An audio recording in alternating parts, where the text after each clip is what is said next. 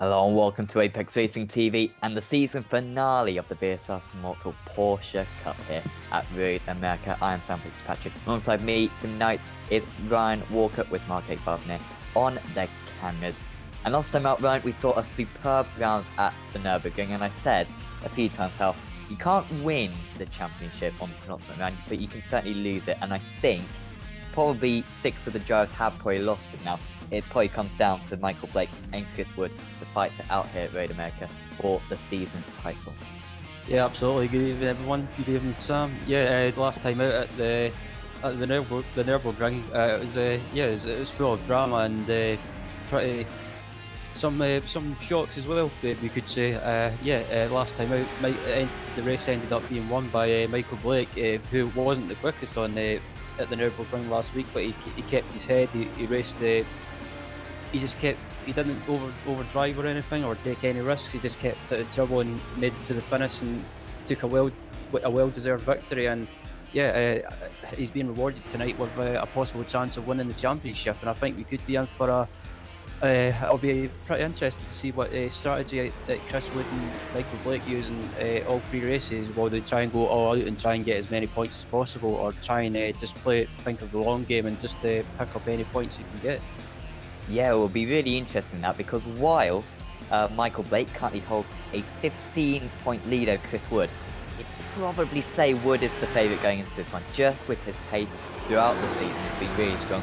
Blake, though, has driven really well in the showdown, as Ryan was saying. Just go very well at the Nordschleife. Won 2 of the 3 stages and finished second in the other one, I think. So really accumulated a lot of points. And as Jamie Ayres, I think he just goes for a bit of a spin in the background. I've also got the team's championship. I don't think I've got the points up for that, but it's quite close between Simmortal and Team Mad, 23 points in that, so just worth keeping an eye on.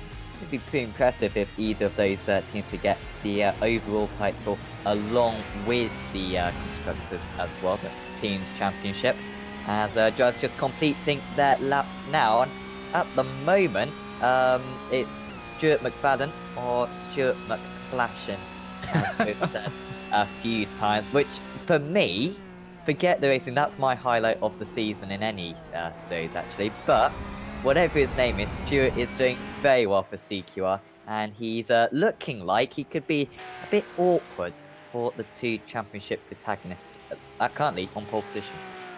Yeah, absolutely. I think we've watched Stuart a few times this season. Whenever he's racing, he's always been really quick, and he's always been there and thereabouts, or even right up there winning races, I should say.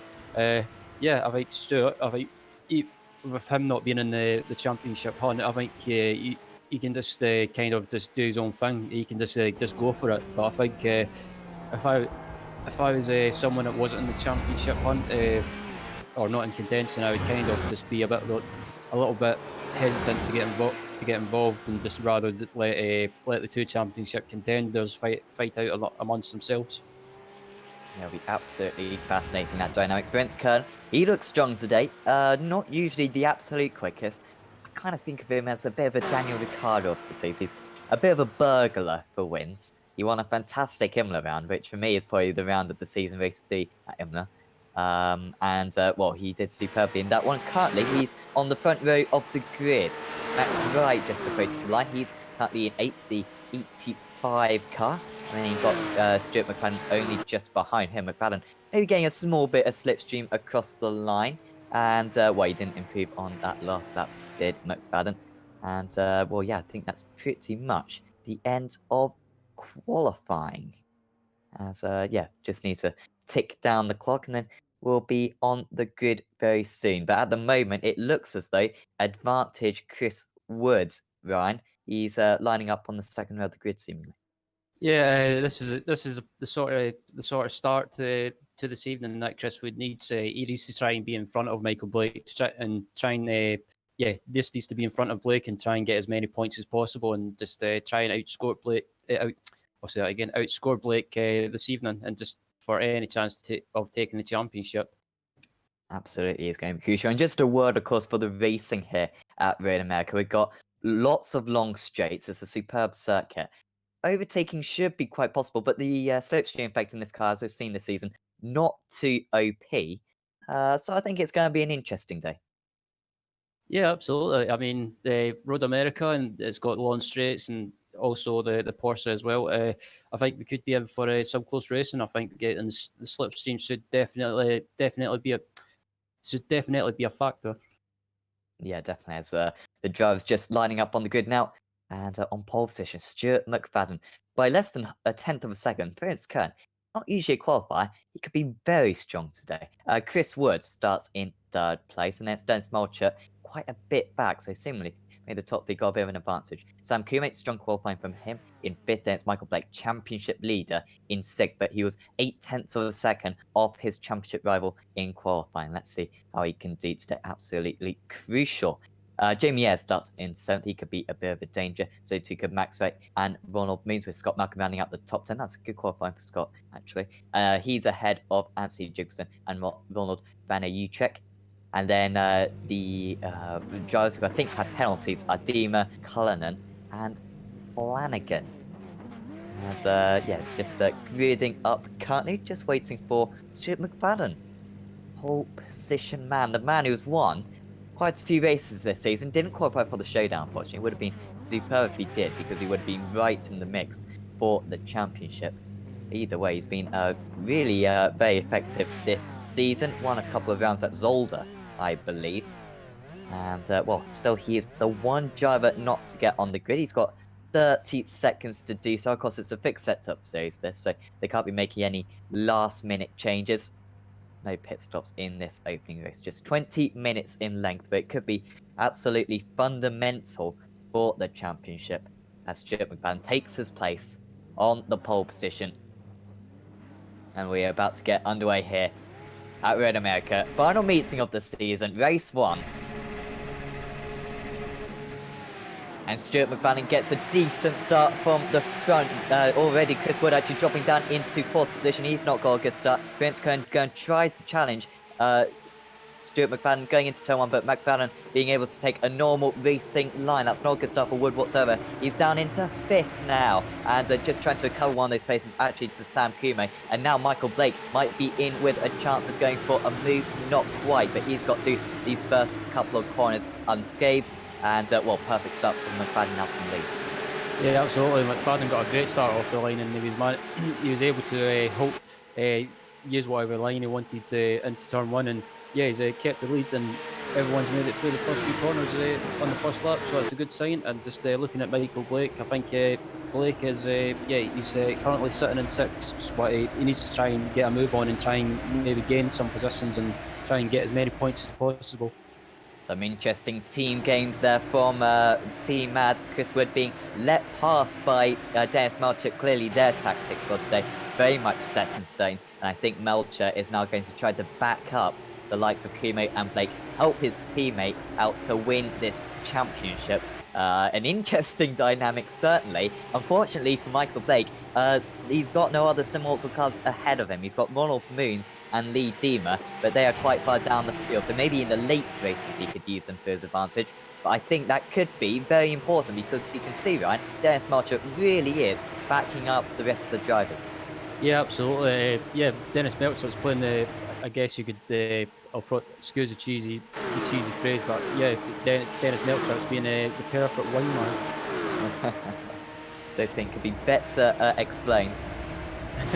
And yeah, he's very much, well, I'm reluctant to say Bottas because, to be fair, Bottas literally, was the wingman for like 2 races across the season. But there you go, he is the demonstration, I guess. Anyway, Jamie Ayres, incredibly actually, I'm just looking at the grid. Top 9 didn't change positions on this opening lap. Jamie Ayres is trying to prevent that because he is very close onto the back of Michael Blake. And Blake, this is not what he needed whatsoever.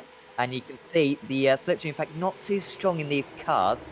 And Ayres isn't close enough into turn 1. But this is, well, I wouldn't want to be in Michael Blake's shoes right now because this is going to be a very difficult evening for him, a very nerve-wracking evening for him. Yeah, absolutely. I mean, I guess in a way, Michael doesn't want to take any risks. I guess he's just aiming to finish the races and just hope for the best. I mean, it's not always a bad thing to do. I mean, I mean, I'm not saying Michael's slow by any means, but Chris Wood, he's proved at times that he's really quick in this car, and I think just trying to overhaul Chris in a way, or try and stay in front in the championship is going to be a hard task. But yeah, Michael can't be disappointed if he loses out in the championship. He still had a good season.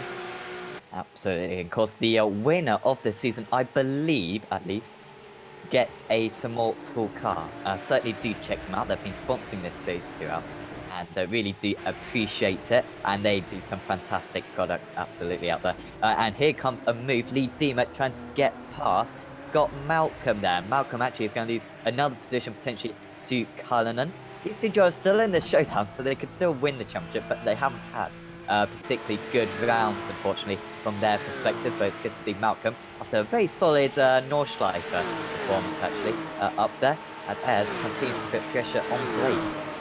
Yeah, Jamie Ayres is all over the back of Michael Blake. I mean, it's not really what Michael needed, but it's just, yeah, Michael's just doing his own thing. He's not doing any silly mistakes or overdriving. He's just lapping at a pace that he's comfortable with. As we look back up at the leaders, Stuart McFadden, Ferenc Kern, and closely following Kern in third place is Chris Wood. So yeah, the top three all close together.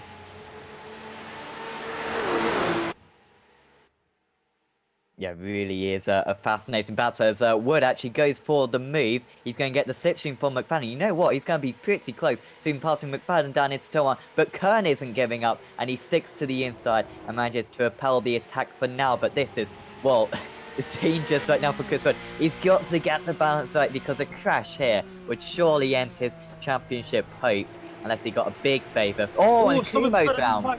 And that is really going to help out Michael Blake, who moves up into 5th place, and Kumo really falls down the field. Now, here comes Wood, trying to get past the Apex Racing UK driver. Could be a very bad few seconds for Apex Racing, as Wood goes down the inside. Such a big braking zone here, and Kern is still not giving up on this one, and he's round the outside and going into turn 6. He might just be able to hold on to this one, as you see side by side just behind as well. Blake repelling the attack from Ayres, as still round the outside goes Kern, and this is superb defense, and he is still staying ahead of Chris Wood somehow. Yeah, this is fantastic racing between these two. Yeah, I think Chris wants to get by and try and get as many points as possible, or gain another position, just to try and help in the championship. But on the other hand, you don't want to be taking too many risks with the championship, being in contention for the championship. You want to try and think of the safety game as well. Try and think of, or as I call it, the Alan Prost game, and just rack up points. Look how close this is now between top two. I don't know if McFadden made a mistake or something, or whether he's just trying to make this interesting. But he is certainly making it interesting, because after his fantastic qualifying lap, he's looking very ordinary currently. He's not pulling away, and you can see the top 8 are pretty close still. On that last lap, McFadden was actually half a second slower than Michael Blake in 5th place. So you can see, is he just backing these guys up? I don't know really what he's doing here. Or is he genuinely just struggling for pace? But Prince Kern is trying to pounce on this, and he's right on the tail now of the CQR driver. To the inside goes McFadden. Wood is liking the look of this one. So too is Dennis Melcher, not too far behind, as they go side by side now down the pit straight. The inside line should be the far ideal one, but Kern hasn't been listening so far, and he's not going to listen here, because he's going to go round the outside, but he hasn't quite got the overlap. Wood really close to these two now, and well, you would struggle to pick who's going to be leading coming out on turn 5 on this lap, as Kern is right onto the tail. We are 7 minutes into this race, so plenty of action to go still, as Wood tries to go alongside Kern. Now, can Kern box his rival in? That's what his only choice. And actually, Wood is going to go to the outside. We could even see 3 wide here going into turn 5. And them. And Wood is going to go wide. Melcher surely going to go into the lead. Or is Wood going to be in the lead? Blake might even take the lead. Incredible turn of events here. And Kern is just about hanging on to it. Well, that was his fault for the spin. But all of a sudden, the top 8 within a couple of seconds of one another. Oh, this is... I'm sorry for laughing, but it's all kicking off. But this is, in a way, this is kind of helping Michael Blake. And Michael Blake is right behind the other championship contender, Chris Wood. So I wonder, what do you do for Blake? Do you try and go for it now, or try and stick with Wood, or do you try and make a move as quickly as possible and try and increase that chance of increase the chance of or increasing that lead in the championship, I should say. Sorry about mumbling my words, but this is just, yeah, it's all kicked off. It absolutely is. The top 8. Nothing splitting them. And actually, Ronald Moons isn't too far behind either. And he's going to catch up to these guys as well. So he could have a 9-car battle for the lead. What a shot this is. Absolutely fantastic scenes here at Road America. And well, Kern is now leading. Wood in 2nd place. Blake up into 3rd. He didn't expect that a few corners ago. And Wood actually did very well to dodge the 2 cars spinning on the inside as he now puts big pressure on Florence Kern. Stuart McFadden's down into 5th, by the way, so he could still win this race, could McFadden, if these top 2 start fighting as they go on to lap 5 of the race. Yeah, absolutely. Chris Wood has got a run in for Eric Kern on the home straight. Yeah, Kern goes to defend the inside. Wood is going on the outside, but Wood try and do a switch back on the exit of turn 1. No, he's going to go all the way around the outside, and with the extra momentum that he's got, he's not going to quite be able to pull ahead.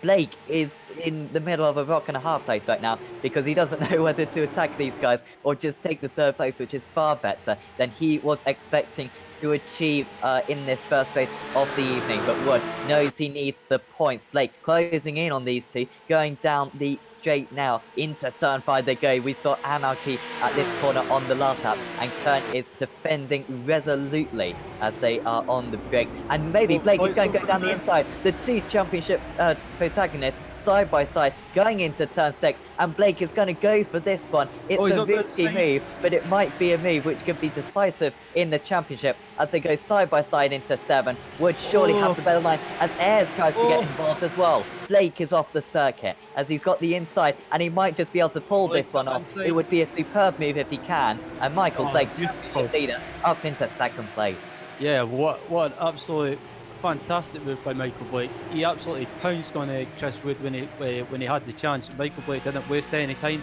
He pounced on the move. He took the chance, and he's up into 2nd place and ahead of Chris Wood. Absolutely incredible. You still feel as though a lot of action is going to happen in this race, let alone the evening. But that could be really important for Michael Blake. Up 4 places now as Ferenc Kern scampers off into the distance. McFadden's under big pressure now from Ayres, who's looking super racy in this one. And down the inside goes Jamie Ayres, actually. And that's a very handy move there from the Momo driver up into P4. Yeah, I'm a bit shocked that Stuart's kind of not dropped off the pace, but he's thought, oh, as McFadden goes up the inside of Ayres. Jesus Christ, right? And now Kuma is going to get involved in this one as well. So McFadden, I think, may have got ahead of Ayres, then lost out, and now he's going to lose out of another position potentially to Kuma. This is the one, though. This is the one that really does matter. If these two crashed into each other, that would promote Dennis Melcher up a few positions and would give him a chance at the title. So, but right now, you feel as though it's between these two. And now, well, what do you do if you're these two? I guess it's Blake just runs a little bit wide, and he's going to be really vulnerable now. Yeah, Blake just ran a little bit wide and missed the apex a little bit. What's giving Chris Wood the run on him? So. Yeah, Chris Wood has got the run. He's going to try and go on the outside, heading down into the corner. But Kumo's missed the corner. Well, he did well to avoid those two. As Wood now has got the inside. We've seen the outside, the better line into this one. Wood's not going to listen though, and he's back up into 2nd place and just picked up on a small mistake there from Michael Blake. Yeah. What was it? McFadden runs wide on the grass a little bit. As yeah, I think it's not a bad thing for Michael Blake to be in 3rd place. I think if I was Blake, I would just try and settle for a top 3 position, or try and finish in the top 4 at least. I mean, if he can do that, I think he'll still increase his championship lead ever so slightly. But yeah, just if I still maintain, if I was Blake, I would just think of the long game as we look back at a replay of Seville Kilo. Oh, this could have been a whole lot worse than it ended up. It's such a big braking point down into that corner. It's downhill, and then this car really does have very sketchy brakes. So one thing that the drivers really struggle with this car. So I've spoken to them plenty this season. And, well, Kumo is pretty good in this car, but even he fell victim that time, just with the earliness of the cars ahead of him. But he managed to avoid in the end, the drives ahead as Demon now has a spin. Yeah, looks like Dealer just got on the power too early, possibly, and just lost the rear as we look back up at Jamie Ayres. And yeah, this pack is still close together. So yeah, it's all to play for. And as we come into the closing stages of race one, yeah, McFlashen's back in business again. Yeah, he's really made up some good positions there up into 4th place, and he's going to be such a sore thumb, I think, in this battle. He's going to make it very interesting because I think he's going to be able to catch them by the end of this race. Certainly, Michael Blake, who's struggling to keep up with Chris Wood, but we didn't expect really Blake to be this strong in this first race. In qualifying, he was 8/10 of a second off his rival, but in this one, he's pretty much been a match to him for the majority of the races. Sam Kume now looks for a move on Ronald Moose. Moose might be a little bit deep into this one as Wright spins just ahead of them, and Kume makes a bit of contact. Yeah, it looks like Max Wright just lost it under brakes, or might have been contact possibly. Just looking at a replay to see what happened to Max Wright as I think it's Sam Kumo, sorry, we're on board with. Yeah, Kumo tries to go for a move, and then yeah, Max Wright just lost it under, just looked around on the exit. Not too much damage, fortunately, for Sam Kume. That damage on the bonnet's really not going to affect his straight line speed too much, or certainly he'll be hoping. Ronald Vanucek is into the pits. Not sure how long he's going to be stationary for, because well, if he quits now, then he's not going to get he's not going to be eligible for the first grid. So hopefully he'll be back out there. Certainly worth keeping an eye on that one. As well, Wood is under, Blake is under big pressure now from McFadden. He's just lining this one up. And in a way, I don't think he'll do this, but it would always be better for him to let pass McFadden so McFadden can go and catch Wood. Because, yeah, Blake, I think, is going to lose this one eventually anyway. It's probably worth just letting pass. McFadden will then go and catch Wood, and, well, then Wood will also lose out to him, and Blake won't lose as many points to his rival. Yeah, I think if I was Michael Blake, I would just think of the long game. Just let Stuart go quick. It's yeah, Stuart's the quicker driver, and yeah, we know that Blake's not as quick as some of these guys, so it's not always a bad thing to let Stuart go. Just try and stick in the draft and try and see if they can close up to Chris Wood in front of them. I mean, yeah, Michael's driving a good race so far. He's picked up the places when the others have had mistakes, and yeah, he's being rewarded with 4th place at the moment. Stuart McFadden with 7 incidents currently. Rick Cullen's got 8, and then Jamie Ayres has got 11 out there. Also, Ronald Vanucek has got 9 himself. Doesn't really relate to anything, but McFadden's been driving pretty aggressively, so I'm surprised it's not actually higher than that value. As Kumo just, well, he's had a bit of a turbulent race so far, Sam Kumo. Could have won at Nordschleife, of course. He was about 1.5 seconds off the race leader with half a lap to go. Just made a mistake though, and that denied him a potential extraordinary victory, but it's still a very good performance. And hopefully we'll see more of that driving later on.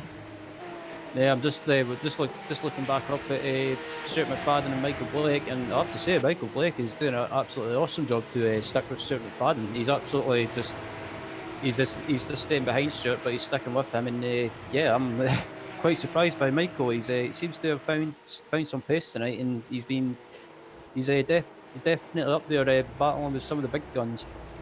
Yeah, it's a really good performance. There's a champion's performance.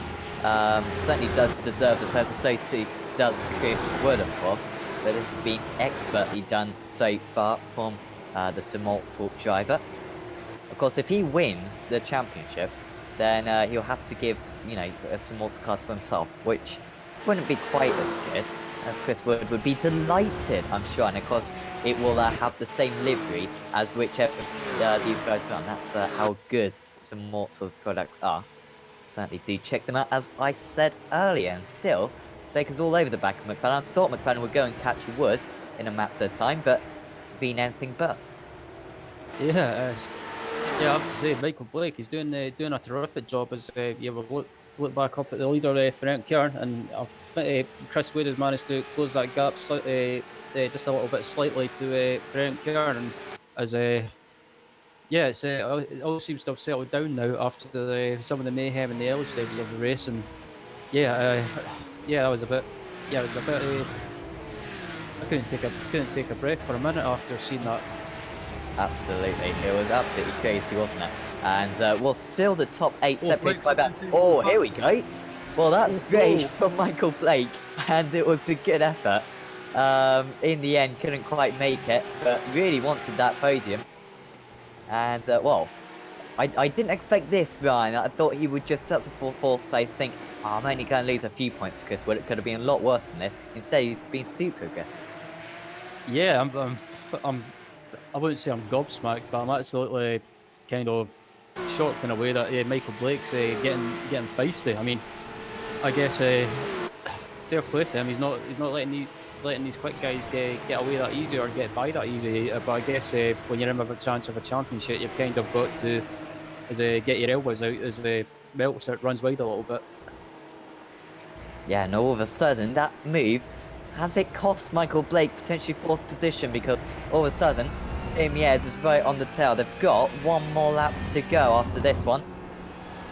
Out in the lead, Prince Kern still leading the way by, it's 2 seconds. So he was losing half a second a lap, but he's managed to maintain it on that lap. So he's going to be fine, or should be at least to the finish. Chris Wood, a comfortable second ahead of Stuart McFadden. He's now a second ahead of this battle, Blake versus Ayres. And, well, super important. I'm going to check what the points actually are. And currently 15 points between Wood and Blake in favour of Blake. That'll be fascinating to see what it will be with 2 races of the season to go. Yeah, absolutely. I mean, just Ayres is right behind Blake now, but what do you do if you're Blake with Jamie Ayres right behind you? Do you let Ayres go and just settle for the points, or do you try and fight Ayres and try and get as many points as you can? It's a bit of a tough situation to be in. Absolutely. He's going to go defensive here. Whereas Ayres going to go, he's not really gone alongside that. I was a bit concerned there. He's maybe just running into the back of him. That's well done, though, from Blake. Didn't run wide. That was the corner where he pretty much lost the position to Wood earlier on. And, well, from here on in, it's difficult to force the move because Canada corner is a difficult one to get done by because it's so difficult to stay close to the kink.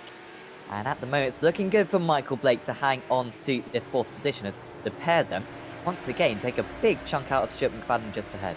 Yeah, I'm shocked. I don't know what's up with Stuart. I don't know if he's struggling with. I don't know why he's struggling for pace a little bit. I mean, he seems to have dropped off, and yeah, but Blake and Ayres have managed to close that gap to him back down again. So yeah, I don't think Blake will do anything silly, as I believe we're on the final lap, or just about to head into the final lap, as Ferenc Kern heads into the final few corners. Yeah, he's just got 2 more to go. He's maintained that gap at 2 seconds. Well, this one's going to be a bit controversial for Ferenc Kern because he took the lead after contact with Stuart McFadden. I'm sure he's going to take this victory nonetheless. It's been a superb drive from him after an incredible turn of events early on in this one. And Ferenc Kern is going to approach the line and he's going to win another race this season, the Apex Racing UK driver, with a superb performance. Just behind Chris Wood, that was very well done to finish in 2nd in the end. And Blake is going to finish in 4th and really recover some handy points there. He's not going to lose too many points to Chris Wood, but that just makes the championship even more exciting. He's going to probably be starting ahead of Chris Wood in race 2. And, well, they had a brilliant duel in that one. I'm sure they're going to have a couple more fantastic battles later on as Flanagan runs a little bit wide, trying to pressure Anthony Jacobson. It's not going to happen as he crosses the line in 13th place. Yep, that was a terrific race to kick off the evening. A terrific race one, I should say. Yeah, to kick off, and yeah, there was some controversy in that race, but yeah, the man that's managed to pounce on all the incidents that happened in the early stages of the race was Michael Blake, and he's managed to increase his championship lead to what was it, 15 points? Did you say, Sam? Well, it was 15 points before, and he's now, because Wood, of course, scored a 2nd place compared to Blake's 4th. So Wood scores 7 more points in that race. So it's gone from 15 points to 8 points now in the championship. Of course, race 3, I didn't realise this, is double points. So that's it, it's almost certainly going to come down to that final race. It's lining up superbly, and actually the drivers lining up very well themselves. That was a great demonstration, particularly that lap 4, whatever it was, where they were going side by side, top 8 in the same shot. Was absolutely superb, one of the best moments of the season, I'm sure. But at the end of the race, it was Prince Kern taking the win by 2 seconds over Chris Wood. Stuart McFadden, well, he'll be frustrated. I'm sure coming out with vengeance, I think, in race 2 and 3. But he did well to actually claim a podium. Michael Blake, well, he might be a little bit frustrated without getting a podium, but at the same time, the race really fell into his hands. He finishes in 4th. Jamie Ayres in 5th. He was very racy, very quick. Watch out for him later on. Des Marchant tried to help out his Team Mad teammate, but unfortunately, just got out of position early on, ends up in 6th. Sam Kumi had a turbulent race, but actually did well to finish within 10 seconds of the race winner in 7th. There was Ronald Moons, a bit of a quiet race in 8th. Then it was Rick Cullen and Lee Demon rounding out the top 10. There was Wright, Jacobson, Flanagan, Malcolm, and Vanna Utrecht in 15th place. But Ronald will not be eligible for the reversed grid as he was 4 laps down on the leader.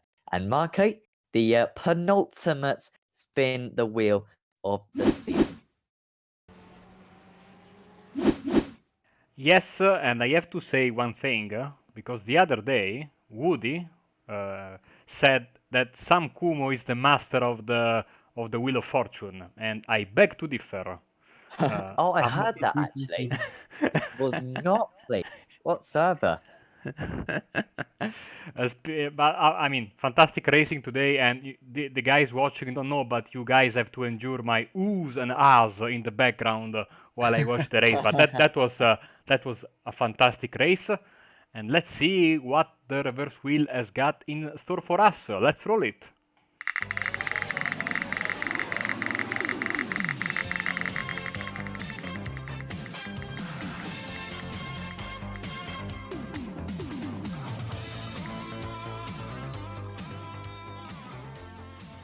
Well, it's going to be a full -1 reverse. Okie doke. So Scott Malcolm will not be in pole position. I don't want to be mean to Scott, but basically, this isn't being mean to Scott, but basically, whenever it is Scott Malcolm on pole position, he doesn't take the start anyway. So it doesn't really make any difference whether it was a full or -1. Jim Flanagan was going to be on pole position regardless. Anthony Jacobson on the front row with him. And there's actually relatively few drivers out of position. Sam Kume looked very strong in that race. He'll be starting in the midfield. And really, just looks like a really good second race of the evening, I must say. It's impossible to call the championship wide open still. We'll be back with you in about 20 minutes' time for the penultimate race of the season.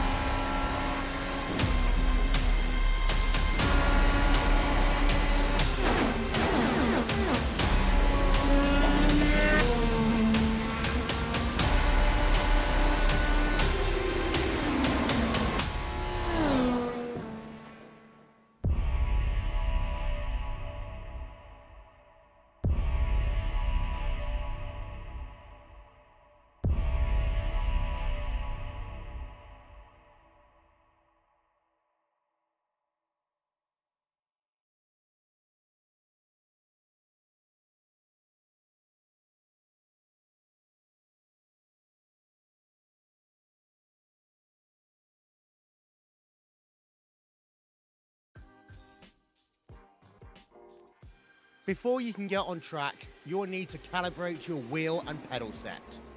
You'll need to do this in iRacing even if you have already done this using your own controller software. Prior to entering the sim, make sure you've downloaded and installed the latest drivers from the manufacturer's website. Once that's done, follow these easy steps to calibrate your controller. We recommend calibrating in a test session, so pick a car and then click test. Don't go into a practice or official session. The last thing you want to do is have you go on track and crash into another car. Once you're in your test session, click on the options button. You will then see input calibration. This is where your calibration takes place. Start by clicking on the steering button. You will then be prompted to turn your wheel fully one direction and then another. Make sure you place your wheel back into its centering position before hitting done. Now, you'll be asked to turn your wheel 90 degrees to the left. Make sure it's at 90 and hold it there while hitting done. For pedals, click on the pedals button. Here you'll be asked to press the throttle all the way down and then release it.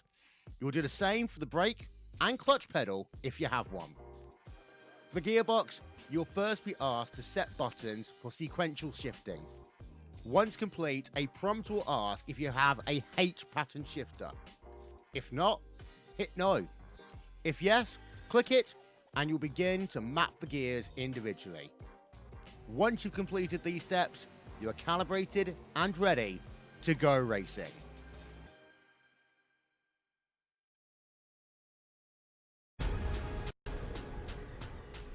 The most realistic online racing sim ever made.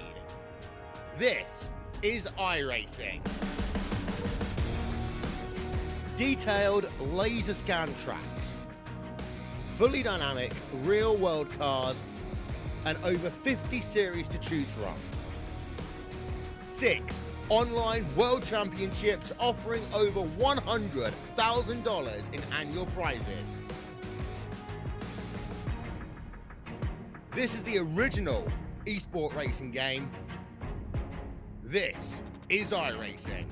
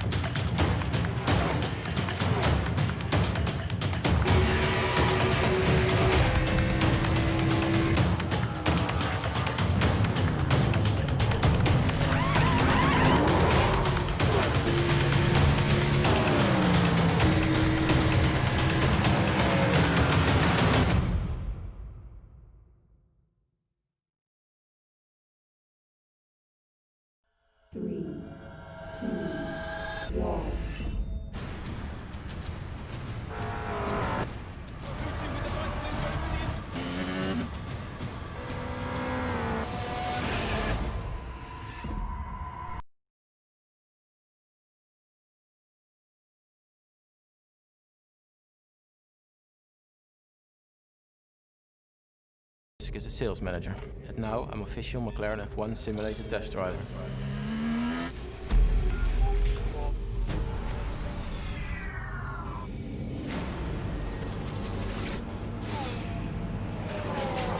So it's 1.4 behind.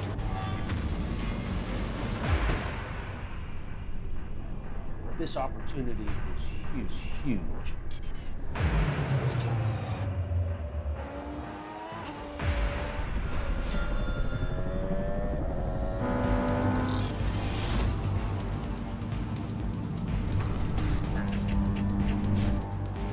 That's it, 46 watt.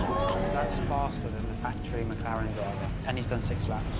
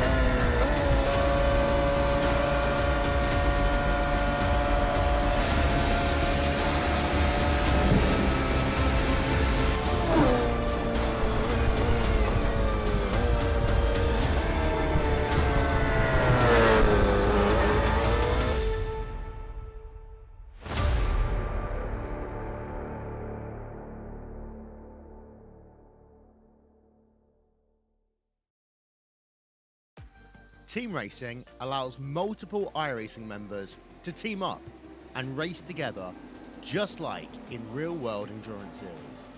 Teammates can share driving duties, spot for one another, or be a crew chief. Team racing is free both to join a team and to create one. Each teammate races on his or her own computer from wherever they want to. Your teammates can be anywhere in the world, and changing drivers mid-race is as easy as a click of a button. iRacing features team endurance events ranging from just a couple of hours to 24 hours in length. So, if you fancy taking part in an iRacing endurance race in the future, you can learn more about team racing on the teams page on the member website.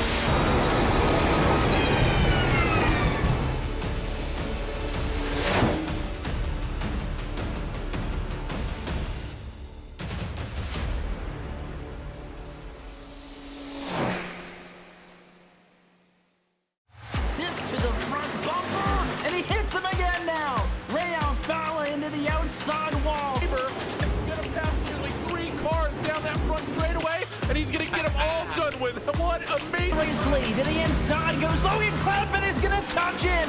Pit press sideways. What a save. Looks to the outside and Trunkgate goes off. De Jong into second place. Going for the switchback. Oh, pinpoint driving. It's howling down to the inside. Trying this contact though. As wide left of the racetrack. Chris Renner drives it back down underneath and he takes that second spot right back. Joker goes to Garrett Lowe. Garrett Lowe should take victory with all that contact. He's going to try and make the move around the outside the parabolica. That's not going to work, but he's going to try and get the cut back here. Get the run out the parabolica. That's beautifully done there. Michael Schubert, there's a little bit of door banging as well.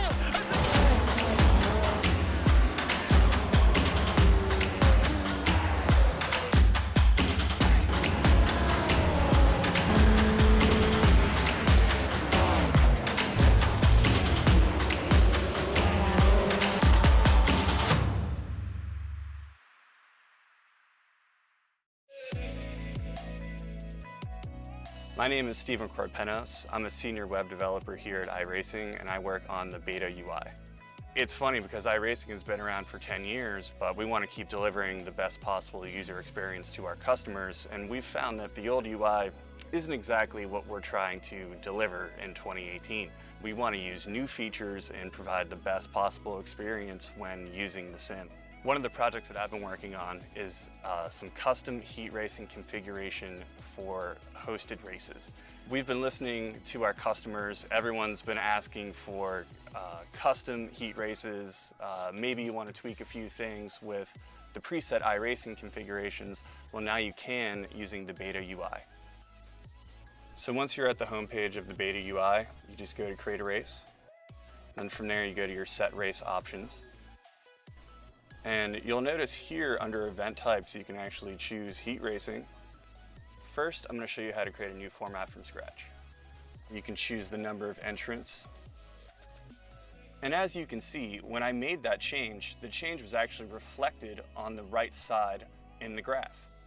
Also, you can use the estimated duration at the bottom of the graph when you're changing the length to see what the total duration of your event will be. In addition, you can customize every aspect of the session information, practice, qualifying, heat races, consolations, and of course, the final feature race. Because the beta UI allows us to develop features that are robust and complex, this feature will be exclusively available on the beta UI. Once you've made all of the changes, you can hit save. Say you forgot what you selected. You can always preview it using the preview format button. We are very excited to release the brand new heat racing configuration feature that will be available in Season 3 of iRacing.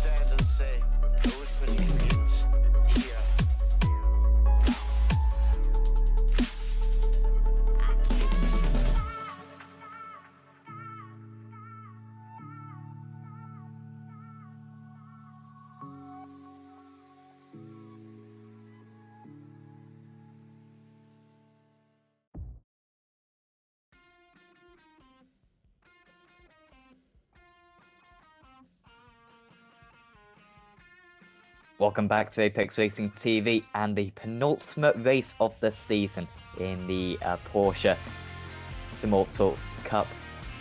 And yeah, like I said, penultimate round of the season. Still the championship wide open here at Road American. I am Sam Fitzpatrick alongside Ryan Walker, and we're just lining up for this penultimate race. And on pole position, Jim Flanagan, he's going to try to get a good start out there.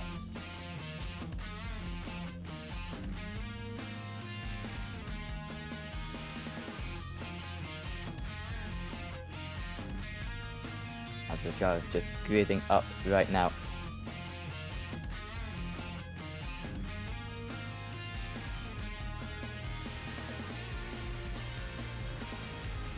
And away we go.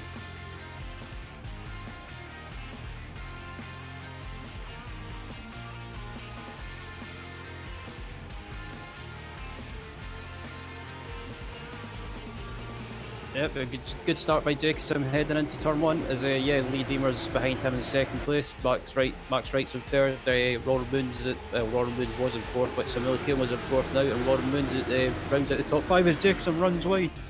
Oh, the race leader is off the circuit, and that's not what he needed whatsoever. Falls down the field, and well, an opportunity maybe for a good podium, but that's very quickly escaped him. Yeah, absolutely. As the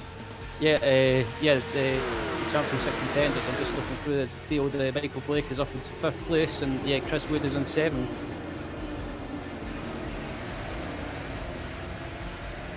Yeah, good starts for both of them after starting quite far down the field. Still really important this race, only 7 points between them in the championship. That's all very squabbly currently down the field, but leading out ahead is Lee Deemer. Really good start for the Simmortal driver. And yeah, absolutely crucial that Wood can try to beat Michael Blake today, although it is so close between the pair of them, currently mixing it around with a couple of the other Simmortal cars as well, and that could be problematic for Chris Wood, because I'm sure that the Michael Blake's teammates are going to do absolutely everything they can to try to help out his teammate, and Ronald Moons is currently the driver who, as trying to get past now is yeah, I think Blake's took the position from Ronan Moon, so yeah, the two Simmortal cars are working together, and Michael Blake is up into fifth place, but I think Dennis Meltzer could possibly back off and try and bounce up the field to help out his teammate Chris Wood, try and help out in the championship. Yeah, that'd be very useful. Still staying side by side here with Smooths, and he's cost Wood a little bit of time. It's allowed Michael Blake just to scamper away slightly. And also now, I think that's Brent Kern getting involved in this one. The driver who won race one, of course, and was super fast as well. And he could be very problematic here for Wood. From the race lead, and he got a dominant race lead as well. And that could be important for the team's championship as well. Lee Deemer round, and that gives Sam Kumo the race lead. Samuel Kubo into the race lead as we look back at the replay of Lee Deemer, and I think he just spun his left rear wheel, just spun up on the exit curve, possibly on the dirt, and it just caused him to spin round into the wall. As that's allowed Max Wright into second place, Dennis Meltzer into third place, and Michael Blake into fourth place, followed by the second championship contender Chris Wood in fifth place. So yeah, it'll be interesting to see if these guys start battling out, or just try again, just think of the long game. Yeah, it comes so much into what these guys are willing to risk out there. Deemer way down the order now. Plus Max Wright up there in second place. He's done such a good job so far. And yeah, like you said, Blake and Wood fourth and fifth. They could win this race potentially between the two of them, because we feel as though the drivers just ahead are a bit slower than them. And it's going to be absolutely fascinating to see if they can make their way through the field. In one sense, I guess Blake has got to be careful about making these overtakes, but at the same time, he doesn't want Chris Wood to get any closer to him. So it's a really difficult balance. Yeah, it's kind of it's like, again, that situation. What do? Do you try and go all out and try and fight for the position that you're in at the moment, or try and go as quickly as possible and gain more positions and more points. But yeah, if I was Michael Blake, I'd maybe just think of the long game and just try and score as many points as possible as we look back at Stuart McFadden and then look back up at Roland Moons. Roland Moons is currently 6th position, closely followed by Frank Kern in 7th position. Yeah, Kern could be really dangerous out there for the front runners in particular, but he still hasn't made the move yet on Ronald Means, and that's really not helping him too much up there whatsoever. Really does need to make that move nice and quick. Otherwise, he could be a long way behind by the time we get to the midpoint in the race. Yeah, absolutely. It's still looking back up at the front. Samuel Kubo is still the leader as it stands. Max Wright's in 2nd, Dennis Meltzer's in 3rd, and it's if I was Dennis Meltzer, I don't know what I would do. What would you do, Sam? Try and back off and bunch up the field, or just try and just go for it?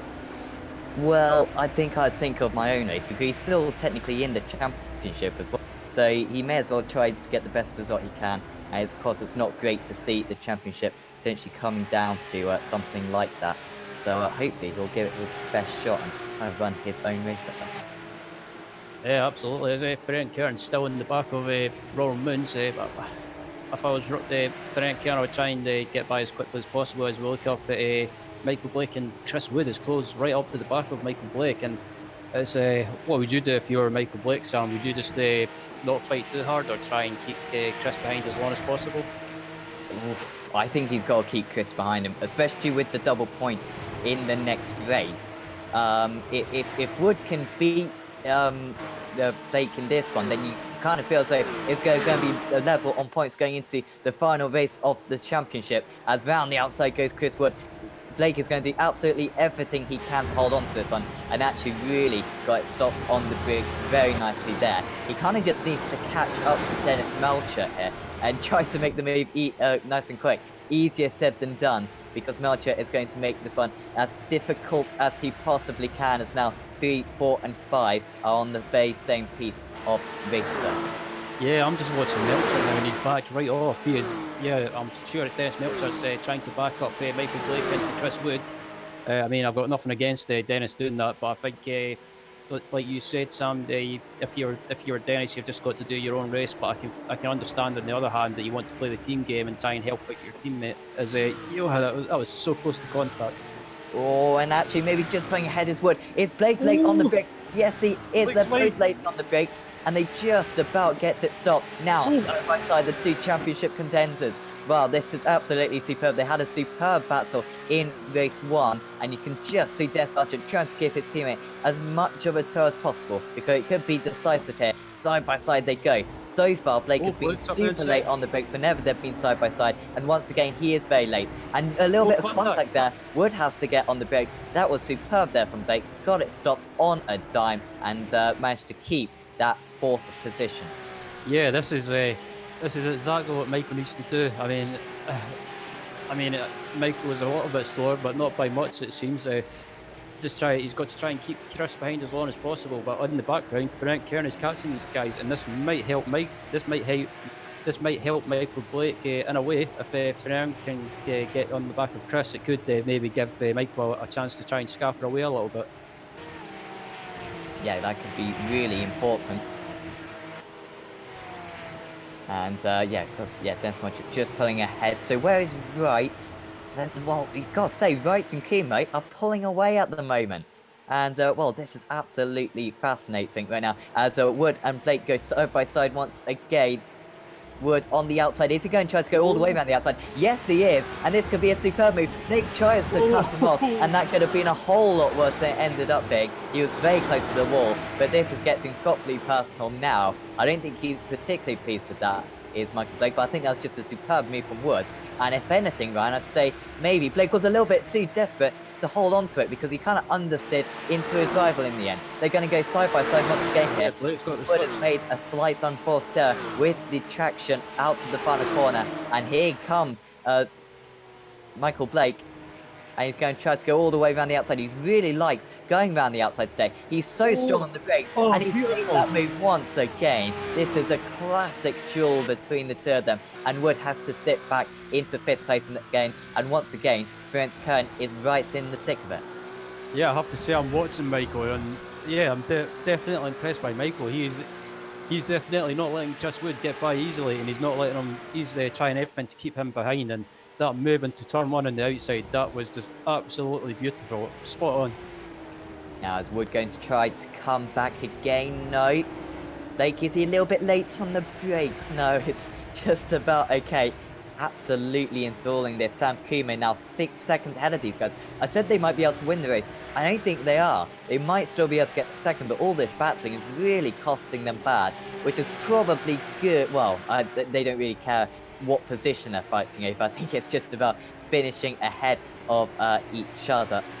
And, well, that is what Michael Blake is currently doing.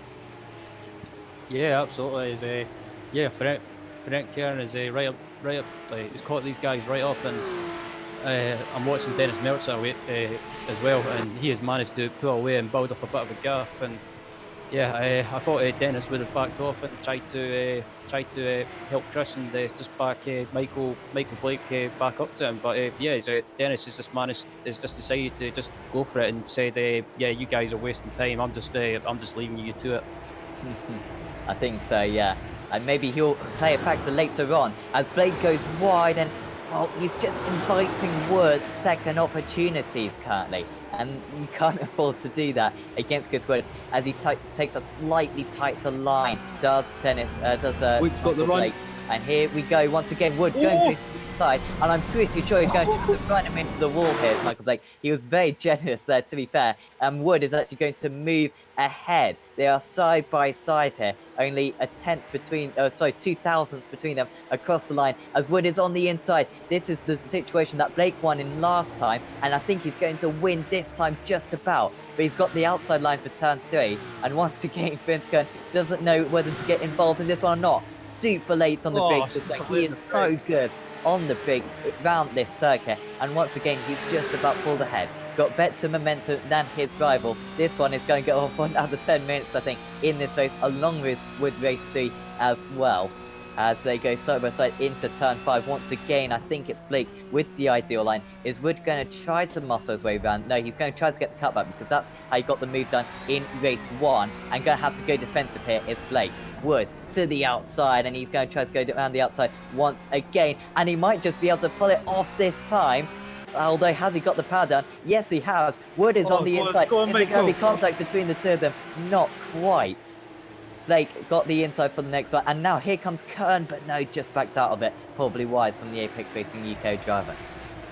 Yeah, this is absolutely fantastic stuff. This is exactly what I wanted to see in the championship fight, especially with it being the last round. As I had a feeling that Michael, in a way, would have just let Chris go with him being faster, but fair play to Michael. He's absolutely doing everything to try and stay in front. And yeah, I'm absolutely impressed by Michael. He's just said to Chris, if you think you're getting by me that easy, then think again, son. It's it's a bit like watching a pub fight.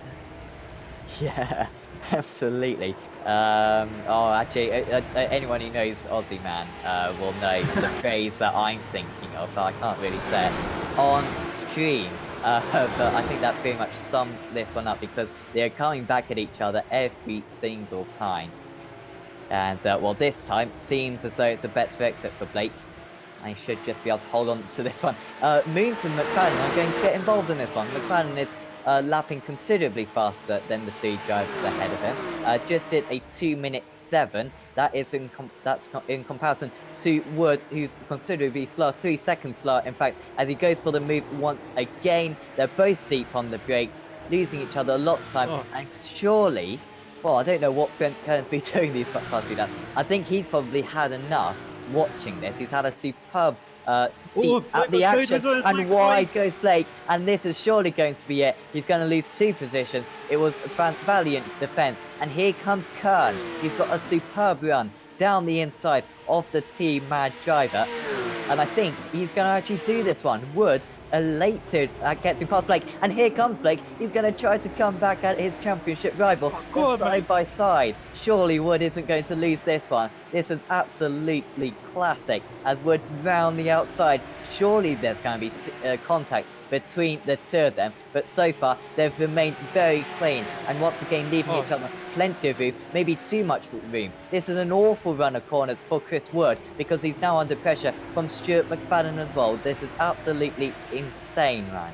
Yeah, this is fantastic. These guys are battling away, and it's gave Stuart McFadden a chance to catch up to them. And I think you know what McFadden's like. He won't mess around if he sees a chance to go for it. Maybe he'll go for it, and I think he might do it with Chris Wood.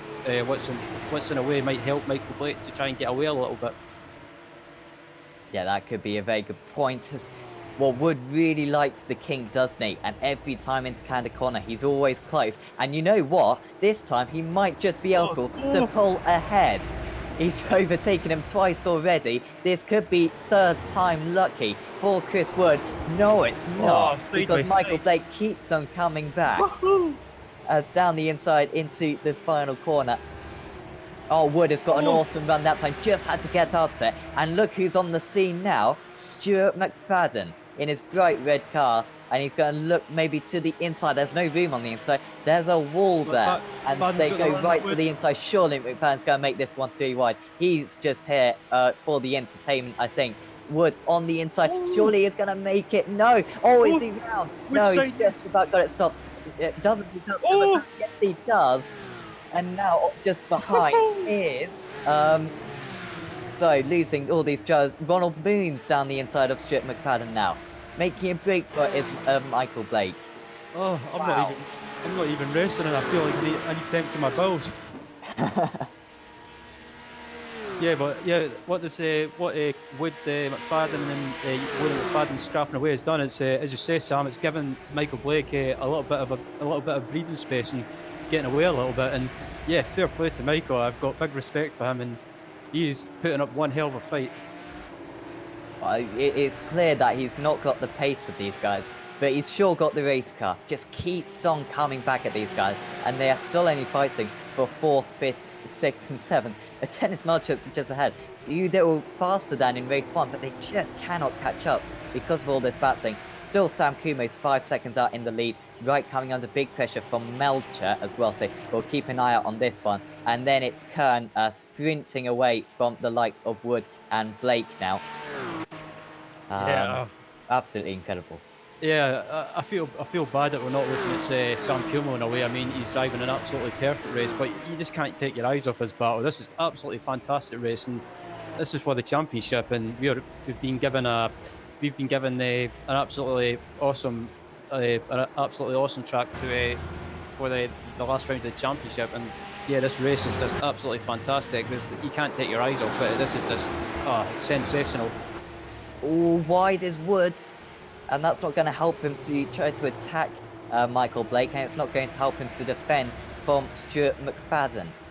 I really think McFadden's going to play a really important part in this.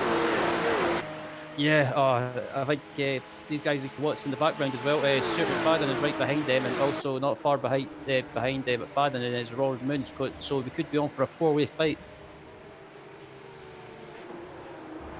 As Chris Wood has managed to close that gap back up to Michael Blake, and this is I can't think of any other words to describe this battle so far, Sam.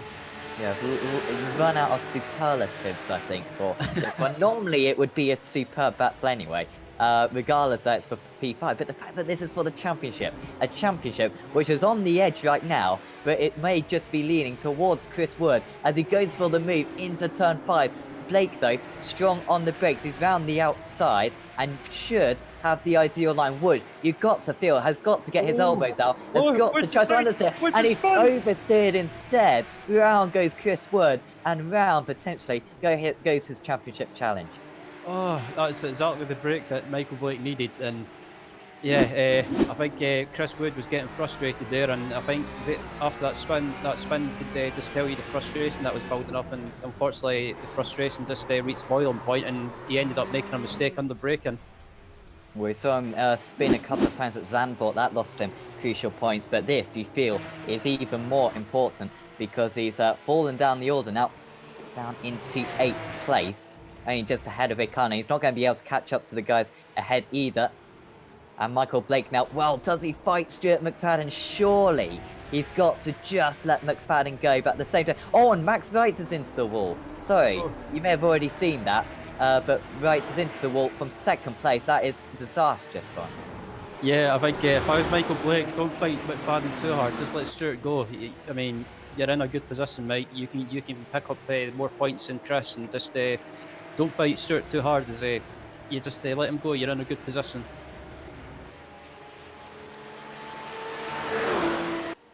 As yeah, McFadden's got the run. McFadden's got the run, and Michael Blake, and yeah, I guess Michael's just fired up and he's full of adrenaline and he doesn't want to let Stuart go. And I can understand, but in a way, Stuart's quicker. Just if Stuart gets a run, just let him go. Just tuck him behind and just reach the end of the finish. As I believe we're on the final lap.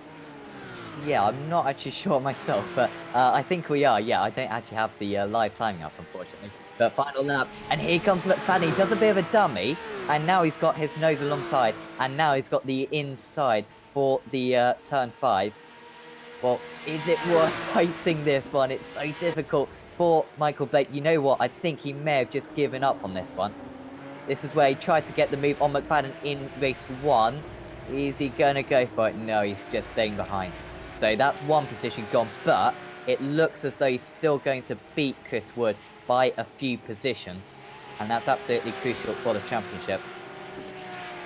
Yeah, Michael Blake is he doesn't have to worry behind him because he's got his teammate Roland Moons behind him as the wingman, you could say. So he doesn't have to worry about being attacked from behind.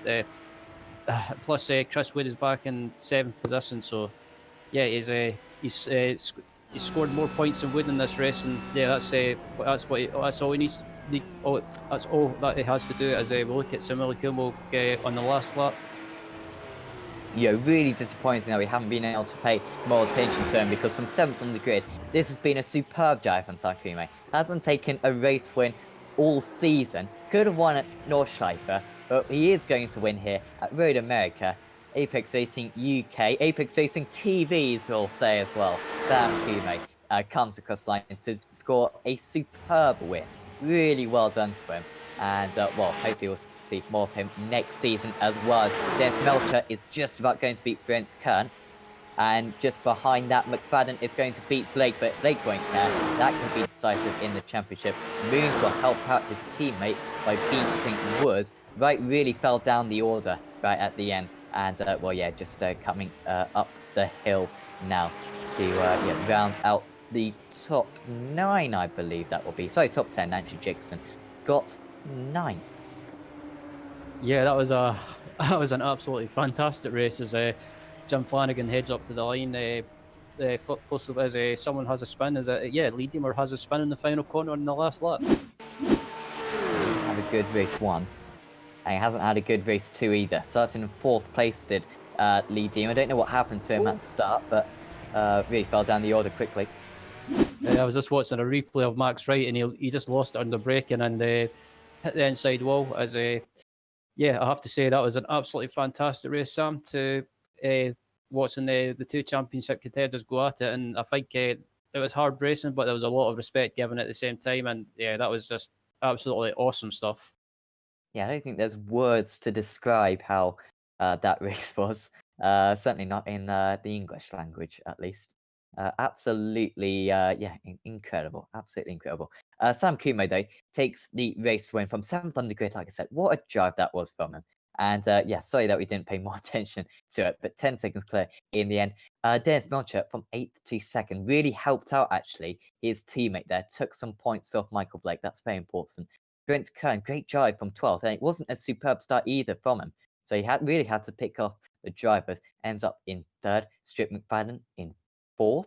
Michael Blake, well, that could be really crucial for the championship. It's still wide open. Wood literally just has to be... If Wood wins the next race, I think Wood wins the championship. That's how wide open it is. So Blake, though, gets that 5th place. He'll take a points lead into the final race of the season. Ronald Moons, his teammate, helped out Michael Blake by beating Chris Wood in 7th. Then was Vic Cullen, Anthony Jacobson, and Max Wright rounding out the top 10. Of course, Wright running in 2nd place would have been his best result of the season, I believe. absolutely gutted for him.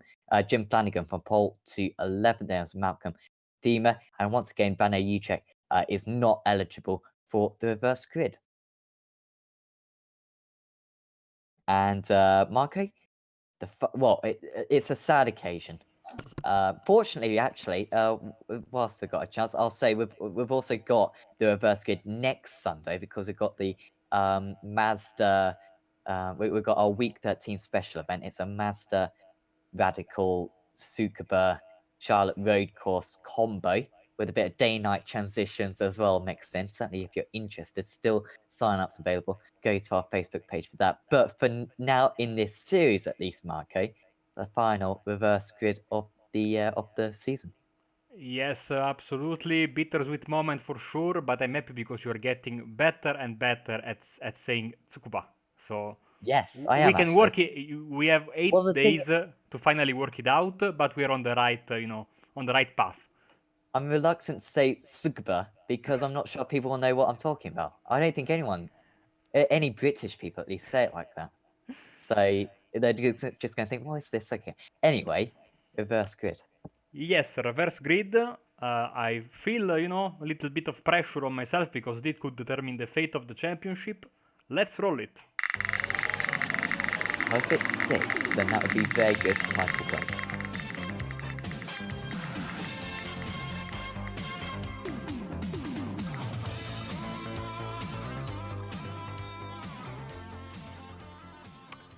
It's going to be full -4. Okie doke. So, it's not Lee Diemer, it's not Scott Malcolm, it's not Jim Flanagan, and it's not Max Wright.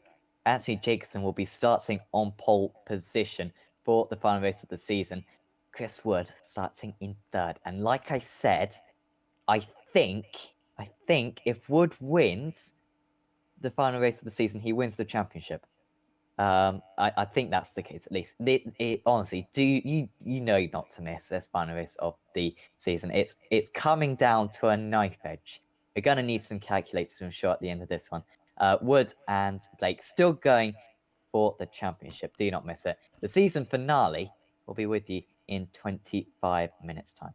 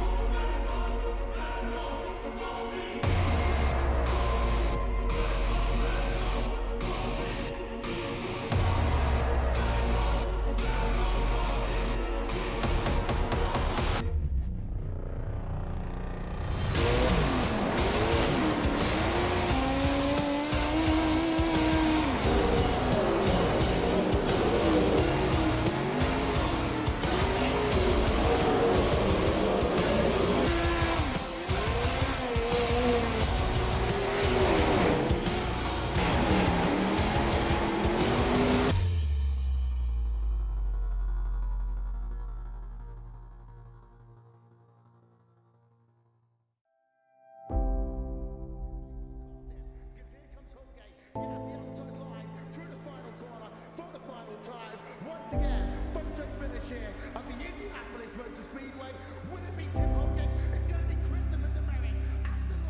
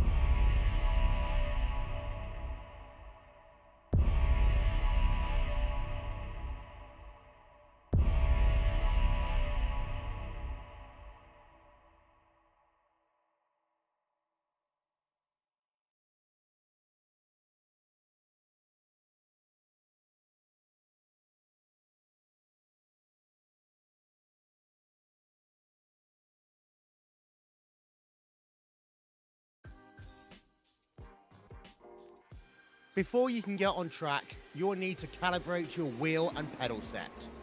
You'll need to do this in iRacing even if you have already done this using your own controller software. Prior to entering the sim, make sure you've downloaded and installed the latest drivers from the manufacturer's website. Once that's done, follow these easy steps to calibrate your controller. We recommend calibrating in a test session, so pick a car and then click test. Don't go into a practice or official session. The last thing you want to do is have you go on track and crash into another car. Once you're in your test session, click on the options button. You will then see input calibration. This is where your calibration takes place. Start by clicking on the steering button. You will then be prompted to turn your wheel fully one direction and then another. Make sure you place your wheel back into its centering position before hitting done.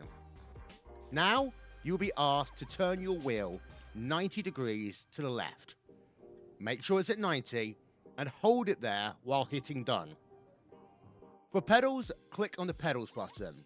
Here you'll be asked to press the throttle all the way down and then release it. You'll do the same for the brake and clutch pedal if you have one.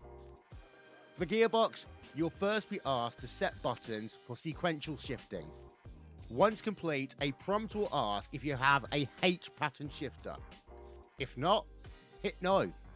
If yes, click it and you'll begin to map the gears individually. Once you've completed these steps, you are calibrated and ready to go racing.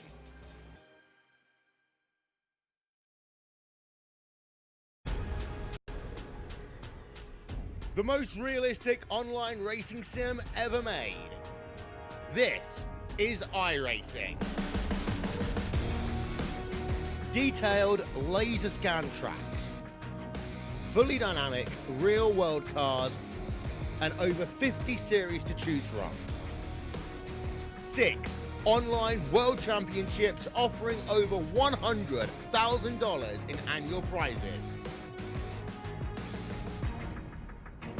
This is the original esport racing game.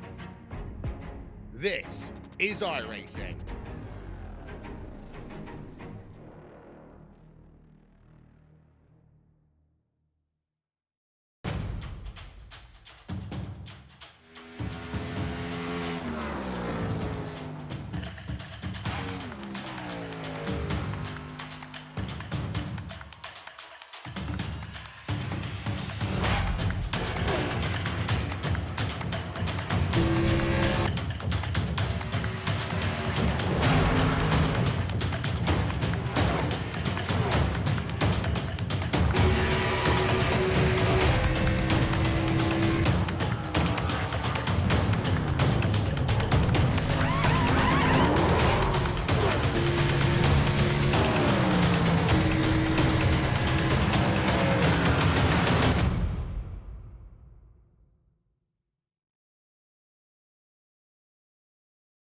Last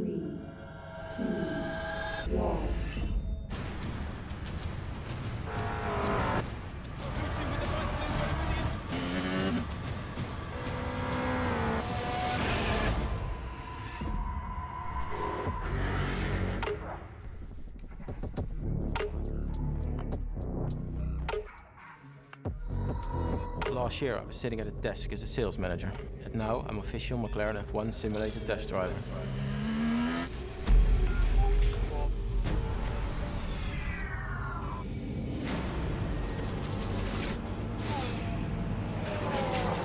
So it's 1.4 behind.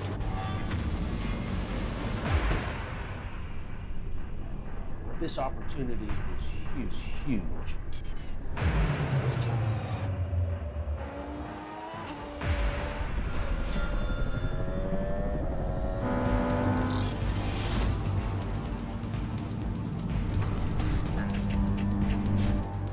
Oh, that's it, 46.1. That's faster than the factory McLaren driver, and he's done 6 laps.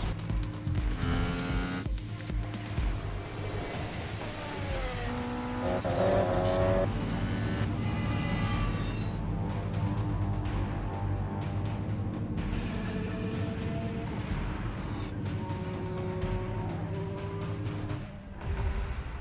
go race.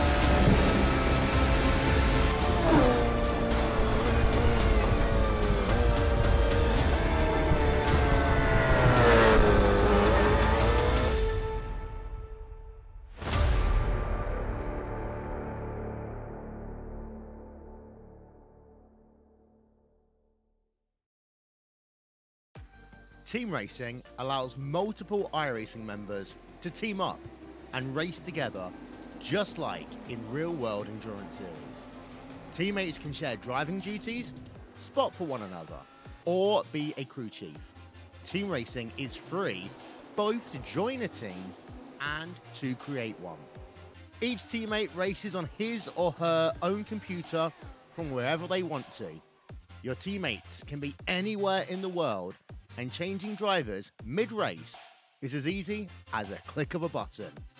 iRacing features team endurance events ranging from just a couple of hours to 24 hours in length.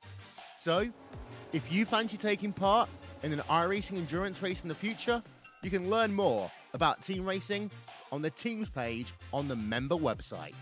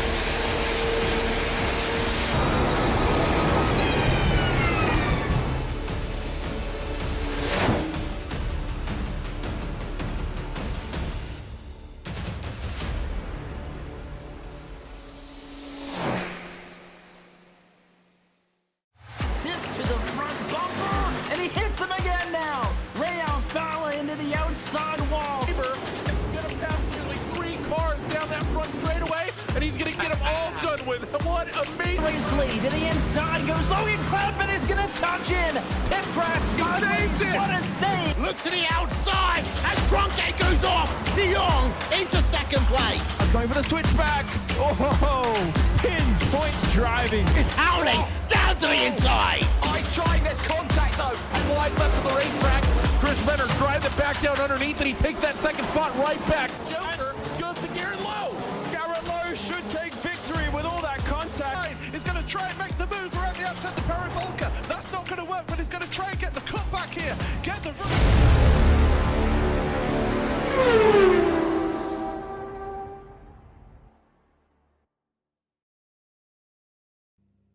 Welcome back to the BSR Simmortal Porsche Cup, the final race of the season, and still the championship is coming down to the wire here at Road America. And well, what a season finale we are in for this evening. It's been an incredible race. I'm Sam Fitzpatrick. Alongside me is Moan Walker, and we've been absolutely super excited throughout this one so far. On pole position for this final race of the season is Anthony Jacobson. Alongside him is Rick Cullen in second. Then it's Wood, Moons, Blake, and McFadden rounding out the top six. One word from you, Ryan. Who's going to win the championship? It's so tough to predict, but I think if he keeps out of trouble, and just does his own thing. I think my pick is Michael Blake. Could be a very good shout as we get away here for the final race of the season.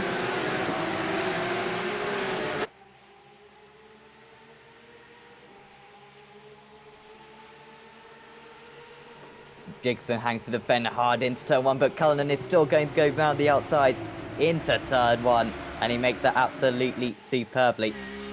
Still side by side just behind. Jacobson versus Wood. Wood really needs to try to make this one nice and quickly. You got Blake only just behind, and maybe the championship contenders are going to go side by side once again. They've had a superb duel so far this evening. Kern is just behind, so he's going to get into the mix as well, but it's an awesome start for Red Kern, for Blue Flag Racing. Does Blake have to get this one done straight away? If he stays within one position of Chris Wood at the checker flag, he should win the title with his 12-point lead currently. And as they go into turn 6, he is still within one position, and that's what really matters from his perspective.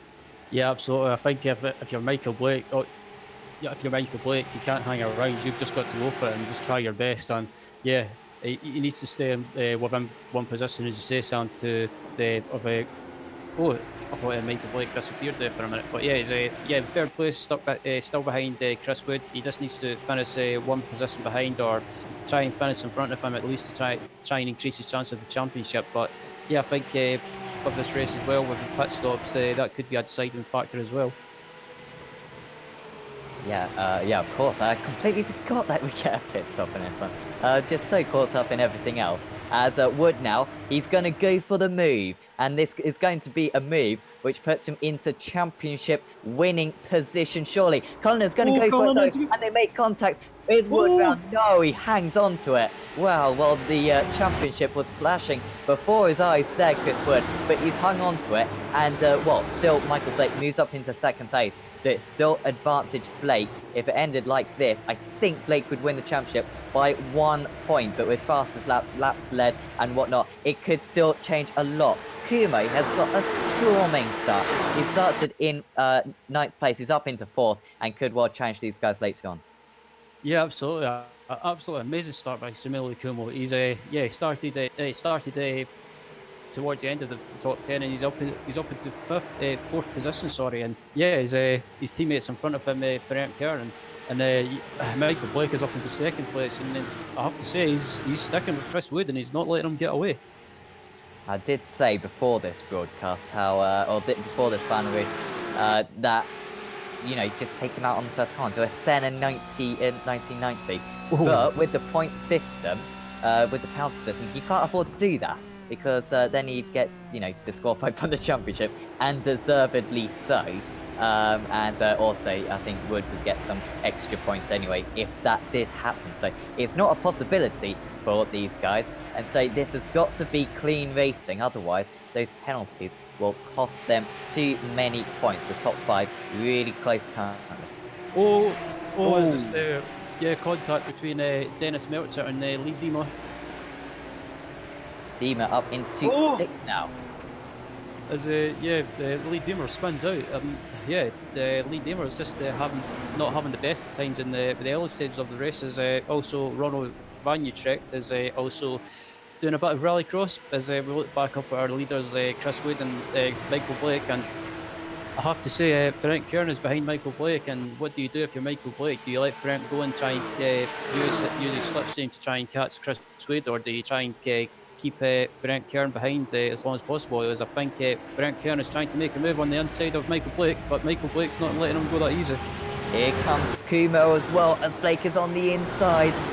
Absolutely crucial as Blake almost makes contact, and I thought we might see a bit of a Vettel situation there with the car on the inside spinning. Is he going to spin anyway though? He's off the circuit, Michael Blake. The championship leader is down into 5th position, and all of a sudden it's advantage Chris Wood for the title.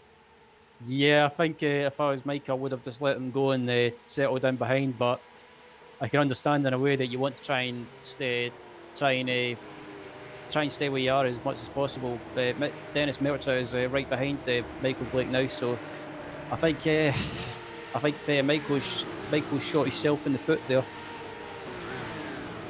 Yeah, he's been really feisty throughout today, and it so far works out. It really works out when he held off Chris Wood in race 2, managed to hold him back for a few laps before Wood made a mistake trying to overtake him. So in that situation, it worked out, but in this situation, it hasn't. And now with Chris Wood leading the way, if he wins this race and Michael Blake doesn't finish 2nd, then it's pretty much his. He'd have to pick up a load of, penalty points, and we haven't seen him make contact with anyone so far today. So after falling behind, of course, at Nordschleife, it's looking really good now for the Team Maggio to take the championship. Yep, absolutely. Chris Wood is doing everything that he needs to do to win this championship, and yeah, he's currently leading the race at the moment. And but I think Ferenc Kern is in 2nd place, and I think he could throw a spanner in the works possibly.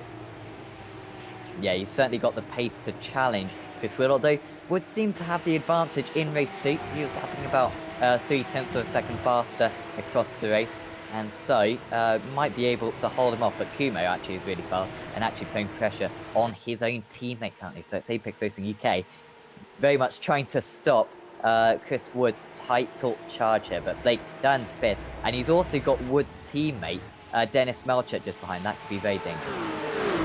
Yeah, absolutely. I feel bad for Michael now. I mean, he's done everything right at the Nordschleife and took the win, and yeah, had a good race in race 1 and race 2, and yeah, it's just for some reason it's just went downhill in race 3, and I think scrapping away with Ferenc Kern and Samuel Kumo, it's just cost them a possible chance of taking this championship. But I think it's going to take an awful lot for something to happen to Chris Wood. I think the only thing that Michael can hope for now is hope something happens to Chris Wood, like technical issues or hardware issues, or Chris makes a mistake. But yeah, it's all in the hands of Chris Wood now. Chris Wood, sorry. Well, on that last lap, Ferenc Kern managed to take half a second out of the race. He did a 2 minutes 6.9. Fastest laps could also come into this one if it isn't already complicated enough. Fastest lap of the race gets 2 bonus points, we believe. Also, if you lead a lap, you get 1 bonus point. So already Chris Wood has got that. It looks as though Michael Blake isn't going to get that. I'm calling that he's not going to lead a lap. But of course, if he stayed out for 1 extra lap during the pit stops, you could maybe claim that. It's so complicated. But at the moment, going into this race, it was 12 points. So we'll try to keep you up to date as much as possible. We've got our Italian broadcaster on the calculator as well. So we're going to try to keep up with it. As the top 3, Ryan, wow, gets closer and closer. Kern and Kumo on an absolute charge right now. Yeah, excuse me. Yeah, absolutely. They're getting through the field, and just looking at the Facebook chat. Apparently, if without the bonus points of the Apex Racing UK guys finished in front of Chris Wood and Michael Blake. In front of Chris Wood and Michael Blake finishes fifth. Blake will win the championship. I think that is the case, yeah, because we were looking at the points, and I think it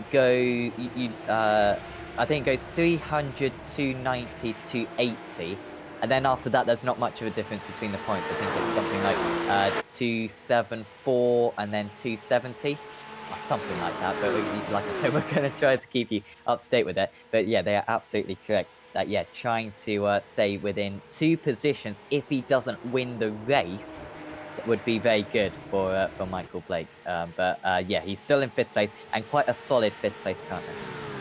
Yeah, absolutely. I think I'm just watching Michael Blake now at the moment, and I'm just watching him on my iRacing game. Yeah, he's just doing what he needs to do. He's just trying the best that he can do, and just hopefully get to the end of the race without any major incidents. As the 2 Apex Racing UK boys have caught right up to Chris Wood. Ferenc Kern closely followed by Samuli Kumo, and I think Samuli won't do anything silly. He's just he's going to play the new name I've called it. He's playing the Valtteri Bottas role. I think he's backup in this situation. He's like, well, if Kern doesn't nail this one, I am there to pick up the pieces. And also, Greg Cullen doing a superb job just behind. He's still lapping half a second off the race leader, but I wouldn't count him out of maybe a race when he's another kind of Ricciardo type Joey, maybe like a Perez, let's say. He can steal very good results from other drivers, and he's also extremely quick as the blue flag racing driver. We've also got Stuart McFadden, who we haven't talked about too much. He got past Ronald Means earlier on in this lap. On that last lap, was faster than anyone else on circuit. So he is racing along. Should be able to catch Michael Blake certainly by the end of the race. So very interesting, that one. It could really be a spoiler. And also Blake under pressure from Melcher as well. Yeah, I'm just watching looking back up at the front of these top 3 guys. They're all close together, and I have to say I'm pretty impressed by Samuli Kumo. He's just looking at his lap times in the lifetime, and he's matching his team. He's not that far off his teammate pace wise, and doing a good job at the moment, Samuli. And he took a well-deserved victory in race 2 and kept out of the mayhem. Yeah, done super good so far. Oh, just getting a bit of a poor exit there. Making the move on Blake, and are they now going to fight each other and potentially lose each other a bit of time? Kern just about staying ahead, and I think Kumo is just going to stay behind. There's no point in these two fighting. They are teammates, of course. But here comes Sam Kumo here. And, well, this would be a joy for Chris Wood.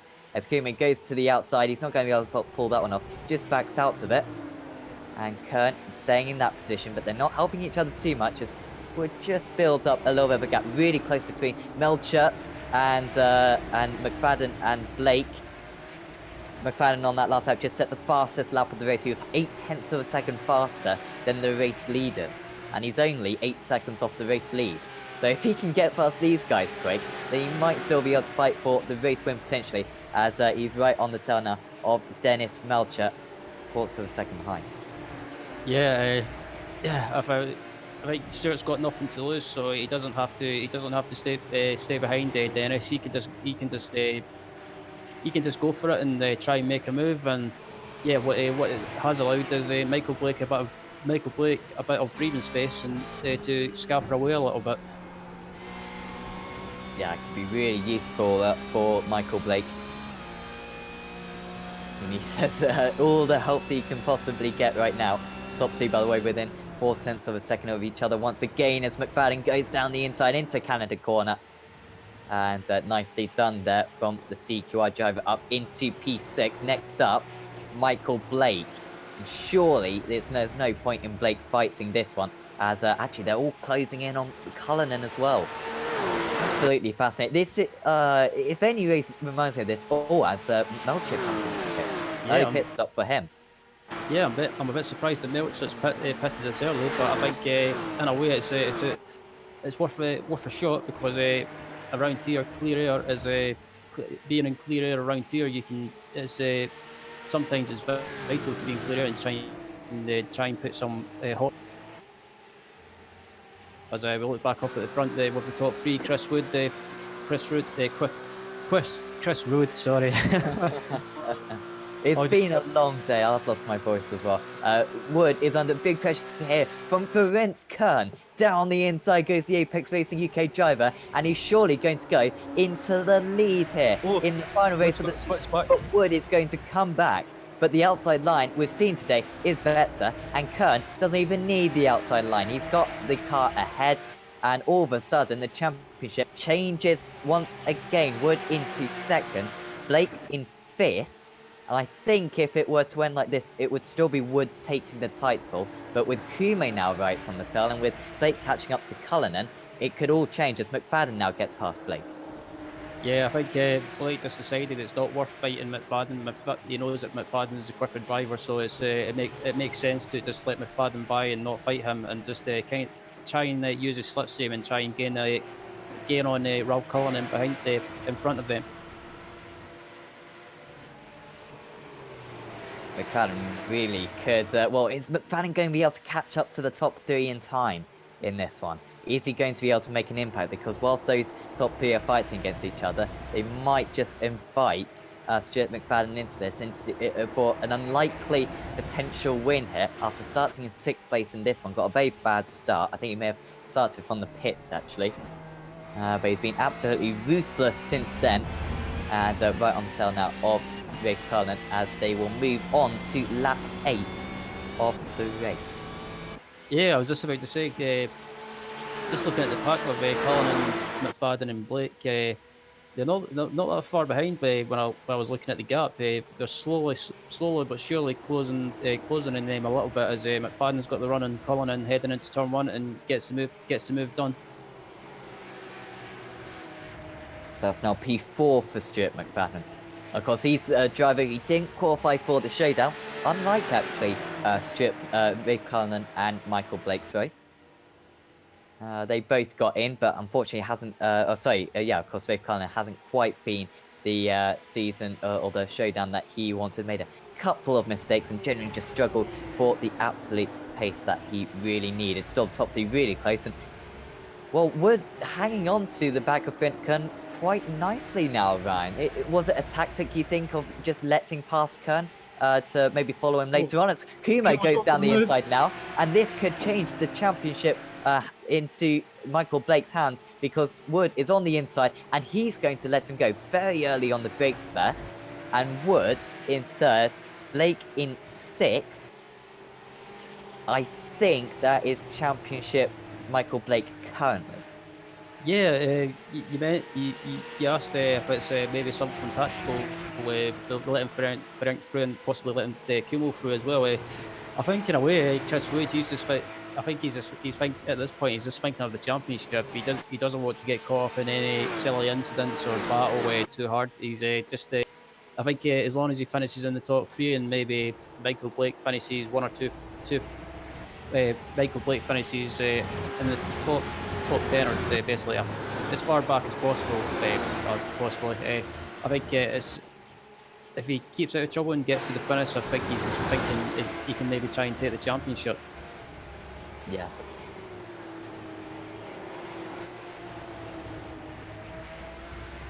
Yeah, I was just about to say, yeah, 12 points difference.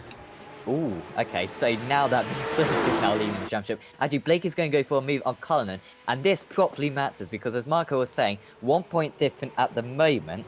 He would now gain 4 points from this Michael Blake, and he is through. An advantage Michael Blake once again, so he's now 3 points ahead. That is assuming that Stuart McFadden finishes ahead of Michael Blake and behind Chris Wood. So it's advantage once again to Blake. 3 points his advantage.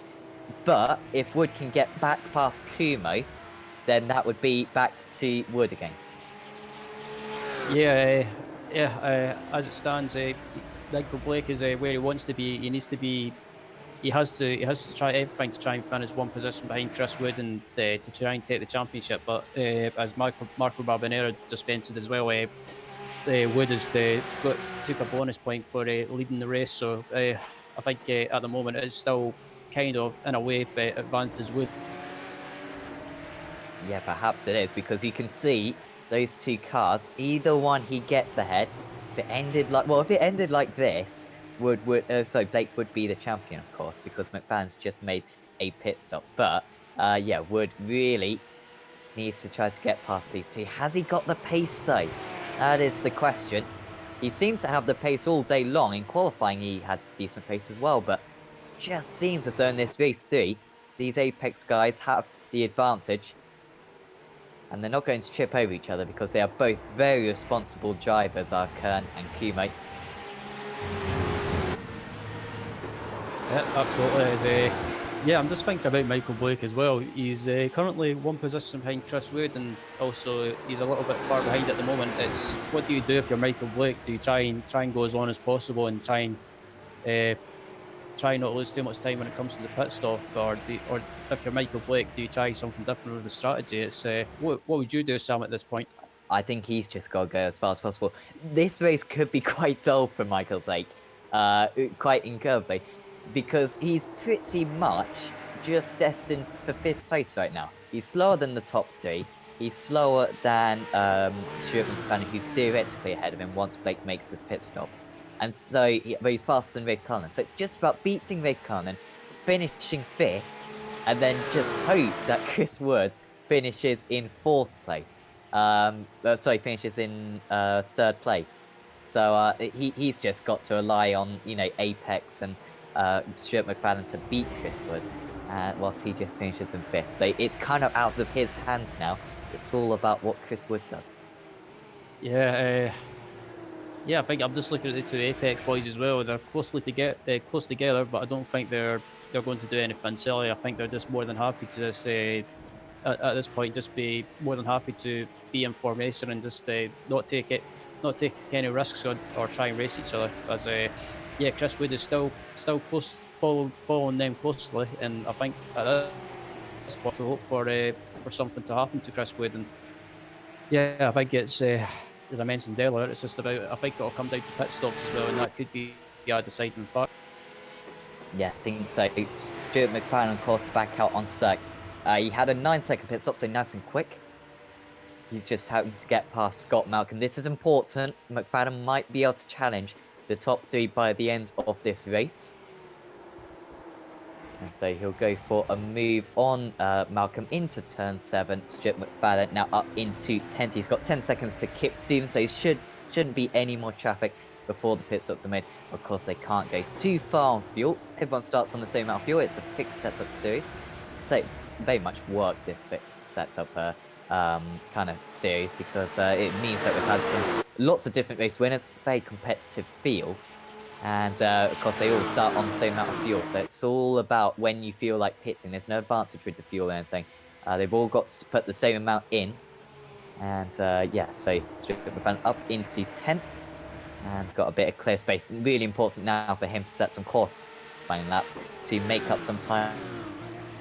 Yeah, absolutely. I think McFadden could be a factor in this race as well. If he gets close to the front after the other guys make their pit stops, he could be a factor in this race, and he could be someone that could also help in deciding this championship as well, possibly. Absolutely. Stuart McFadden just did a 2-minute 7.29, so that's faster than the 3 leaders. But it's not considerably fast, it's about a tenth faster. So it's not going to make too much of an impact. So he's got to kind of do a little bit more if he's going to be able to catch them by the end of the race, because when he came into the pits, he was about 6 seconds behind. So yeah, gonna have to pay into very strong laps. This has kind of calmed down for the first time this evening, really. We haven't got absolute all-out action. It's kind of all just setting up for a potentially crazy final kind of 5 minutes to this race, because currently the top 3, they're just, throwing some punches, just sparring with each other. Nothing decisive currently. They're all quite happy just to follow each other, line astern currently. But I guarantee to you, the championship is going to come right down to the wire. It's going to come down to most likely a few seconds. Still, Michael Blake only just ahead of Big Pan, half second between the two. Blake pretty much has to beat Cullen if he's going to beat Wood in this championship. So really important this one, and at the moment he's struggling to pull away from his rival. Ooh. So, is he going to be ahead of McFadden? That's the big question.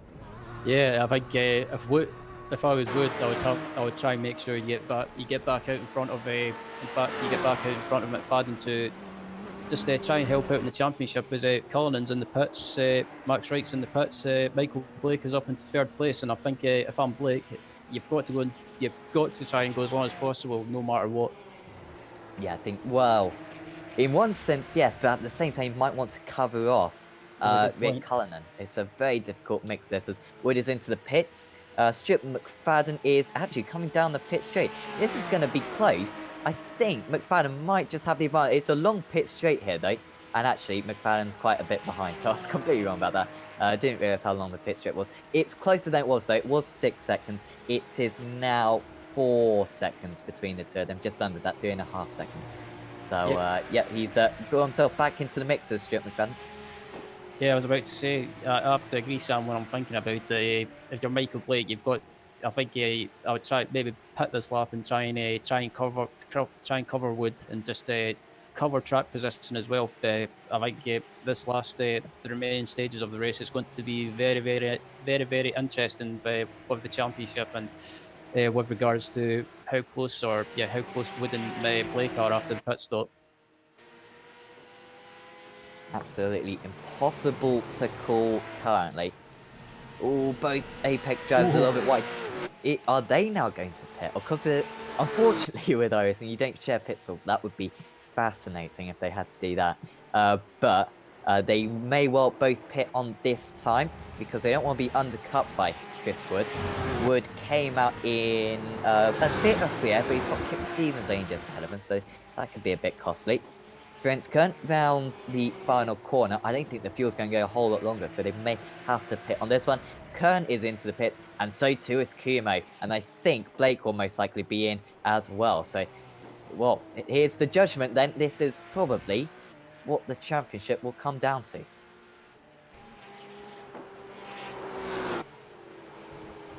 Blake is also into the pit, so just to confirm what I previously said. And so he will want to be ahead of Cullinan. Kern and Kumo will want to be ahead of Wood. And I think Blake would quite like them to be ahead of Wood as well.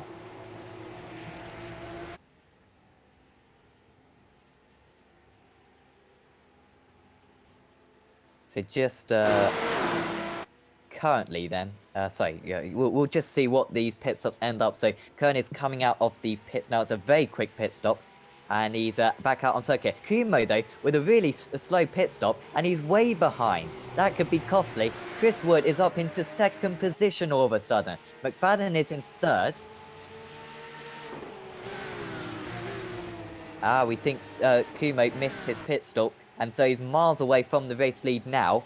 And all of a sudden, it's back advantage Chris Wood. If it ended like this, Wood would be the champion. Is he still going to go for the move, though? For the lead, he doesn't need the lead to win the championship because currently Michael Blake is down in 6th place. And this would be enough for Wood to take the title. Is he still going to race for it, though? There's no point, Chris. Just stay behind. Don't lose yourself too much time because you can see Stuart McLaren not too far behind.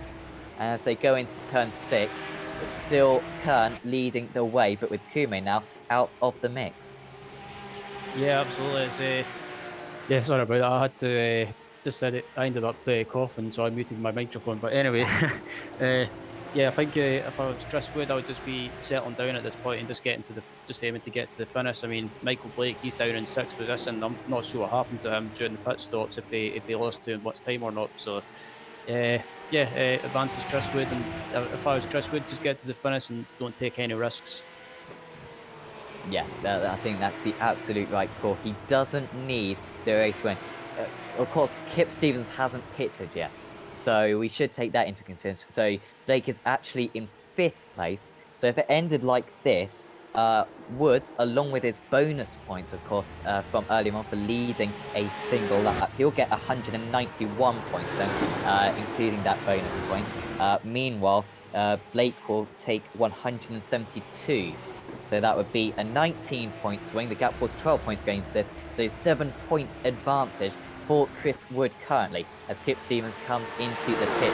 The only man who can stop Chris Wood, I think, from taking this championship is surely Stuart McFadden, but he is still 3 seconds behind these guys.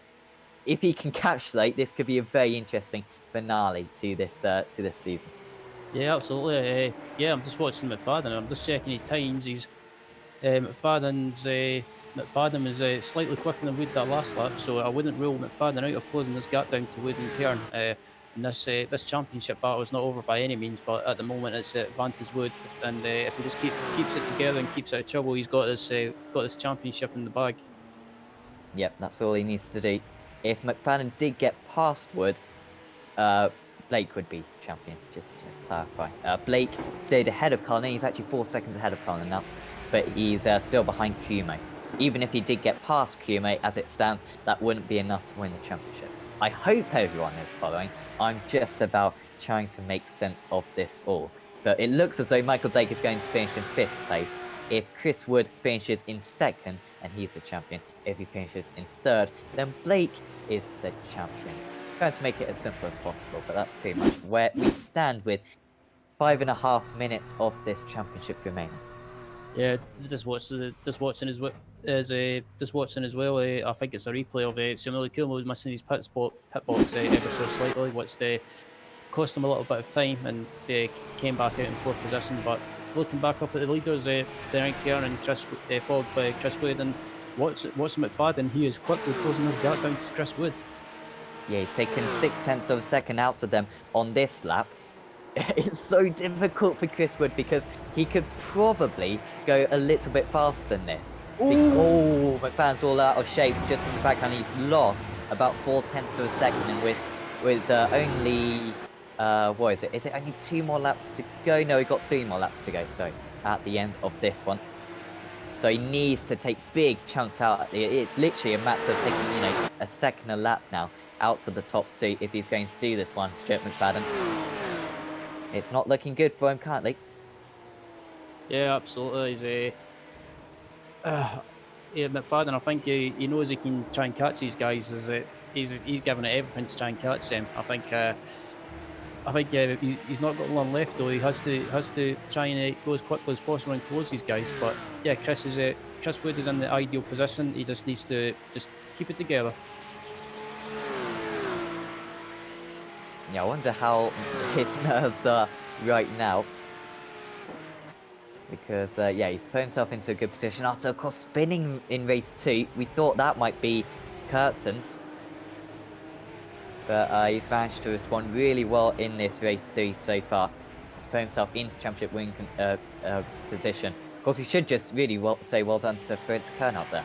Looks as though he's going to get his 2nd race win of the evening after winning race 1. Of course, if he was in the showdown, he would be right in the mix for the title, but unfortunately didn't quite qualify. But yeah, been a superb day for him. Yep, I think. Yeah, just looking at McFadden as well. Yeah, I think he's just run out of time to close these guys down. He was closing on them really quickly, but yeah, I think we've only got about just under 4 minutes remaining, or something like that. 3 minutes. Yeah, 3 minutes remaining. So yeah, McFadden's running out of time to close these guys down, and as it stands, Chris Wood, it's a championship. Chris Wood. Yep, you'd be champion by 9 points currently. Of course, this is all unofficial as well because there could be penalties and whatnot, but I haven't seen Chris Wood hit anyone, of course, so far. They just have to negotiate this traffic. That is that Ranu Trek? Yes, it is. Jim Flanagan, unfortunately, retired from the race earlier on. We did not see what happened to him. I have to say though, Sam, it's been a good effort by Michael Blake this season. He's not been the quickest at times, but he's racked up the points and just got to the finish in most races. And yeah, he's racked up the points and got them just when he needs them. And yeah, I think that drive is at the Nord's Life last Sunday was for me is probably one of his best drives of the season. And yeah, I think second place in the championship. It's a bit kind of disheartening in a way, but also on the other hand, Michael's had a good season. Absolutely, and he can't really regret too much this showdown. I think Zandvoort, he was pretty much faultless, maybe had one spin, but it wasn't too bad. And then Norshad, of course, he was absolutely faultless, as you say. And today, he fought really well in that second race. And I think even if it weren't for that off early on in this third race, he probably would have struggled to stay with the top guys. He just hasn't quite had the pace of them. Probably his one weakness, hasn't got the ultimate pace of the likes of Kern and Wood. So he really can't regret too much. It's been a valiant effort from him. Also got Melcher and Cullinan just going out there. Melcher really on a charge at the end of this one. Looks as though he might be able to snatch off that 6th place right at the close. Chris Wood's going for the run on Ferenc Kern. It's a bit risky from Chris, but he's in with a chance of winning. And Ferenc Kern gives Chris Wood plenty of space. And yeah, Chris Wood makes a move on the outside. And yeah, good move. Well, you want to win the championship in style, don't you? And that's what Chris Wood is looking to do currently. Doesn't need that position. Remember, he would win the championship by 19 points if it ended like this. Now, is Kern going to try to respond? Well, of course he'll try to respond. He's got nothing to lose out there. McFadden isn't going to catch these guys. He's still 2.5 seconds off these two with one more lap of the championship to go, just about eking out that extra lap as Kern goes to the inside. How much is Chris Wood going to fight this one? Surely not a lot. He doesn't need the position, as I say. Are they going to make contact? Not quite. Wood is a little bit wide. I'm not sure if he knows what the championship situation currently is, as they're going to turn 3 now. Then it will be 4 pretty much down the straight and 5 on the brakes. So Kern, surely this is his final opportunity. He's just fallen a little bit wayside though from his rival. He's only quarters of a second behind though. This is his last chance. Wood isn't the strongest on the brakes, and Kern is going to try to exploit that as he looks to the inside into turn 5. But they're pretty even on the brakes this time, and Wood might just be home and dry now. Yeah, absolutely. I think Kern realised that he's not in the championship hunt, and Chris Wood is in with a chance of the championship. And yeah, Chris Wood is doing everything that he needs to do to win it and come into the league. I believe we're on the last lap. So yeah, Chris Wood just needs to bring it home, and yeah, he'll be champion. Half a lap away from the title. Of course, the inaugural BSR Simmortal Porsche Cup has been an absolute joy to cover it this entire 12 weeks. Of course, we should be back next season. Should be the same car as well, but that's not 100% confirmed. As McFadden just goes very wide in the back. And of course, if McFadden and Kume crash, then Blake wouldn't still win the championship anyway, because Wood is out in the lead. Chris Wood with just 2 more corners to go. He's had a turbulent way to win this title potentially, but it's the result that matters. And as he rounds the final corner here at Road America, he is surely going to take the title here. Chris Wood approaches the line, and he is the BSR Simmortal Porsche Cup champion. Well done to him. Had to really work for that one. We doubted him at times after that race 2 spin, but that race 3 was a superb drive. Wasn't leading the championship for the majority of it. Blake's out of fuel. Michael Blake, oh, is he going to cross the line? Oh, big crash across the line. Blake is going to finish in 7th place. Well, it doesn't change the championship ending anyway, but what a climax to this season. Michael Blake, he was running out of fuel as he ran up to the line, and I don't think he meant for that to happen. I think it was just Blake tried to move off the racing line, so he wasn't in the way, and I think unfortunately a couple of cars behind him got caught up, and it was just a racing incident, just unintentional, and I think he just got caught out. Yeah, it Is wasn't too much anyone could have done in that situation. Yeah, I'm just watching the replay now. Is Blake heads up the hill. He starts to splitter, so it looks like he's out of fuel. And yeah, watching the cars coming up behind him, I think he decides to move offline. As a yeah, that was definitely that was. I think Michael could have been more aware, but as I say, it was just unintentional and just for me anyway, a racing incident. Yeah, I think so.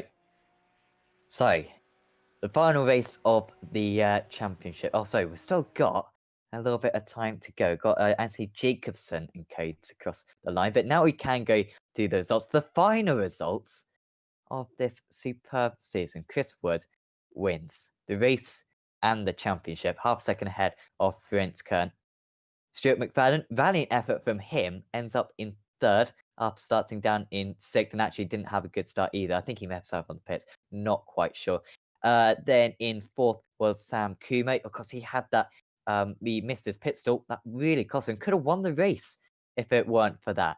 He ends up in fourth instead. Dave Cullinan, quite distant back in fifth, but that's a very good result for him. Dennis Melcher in sixth.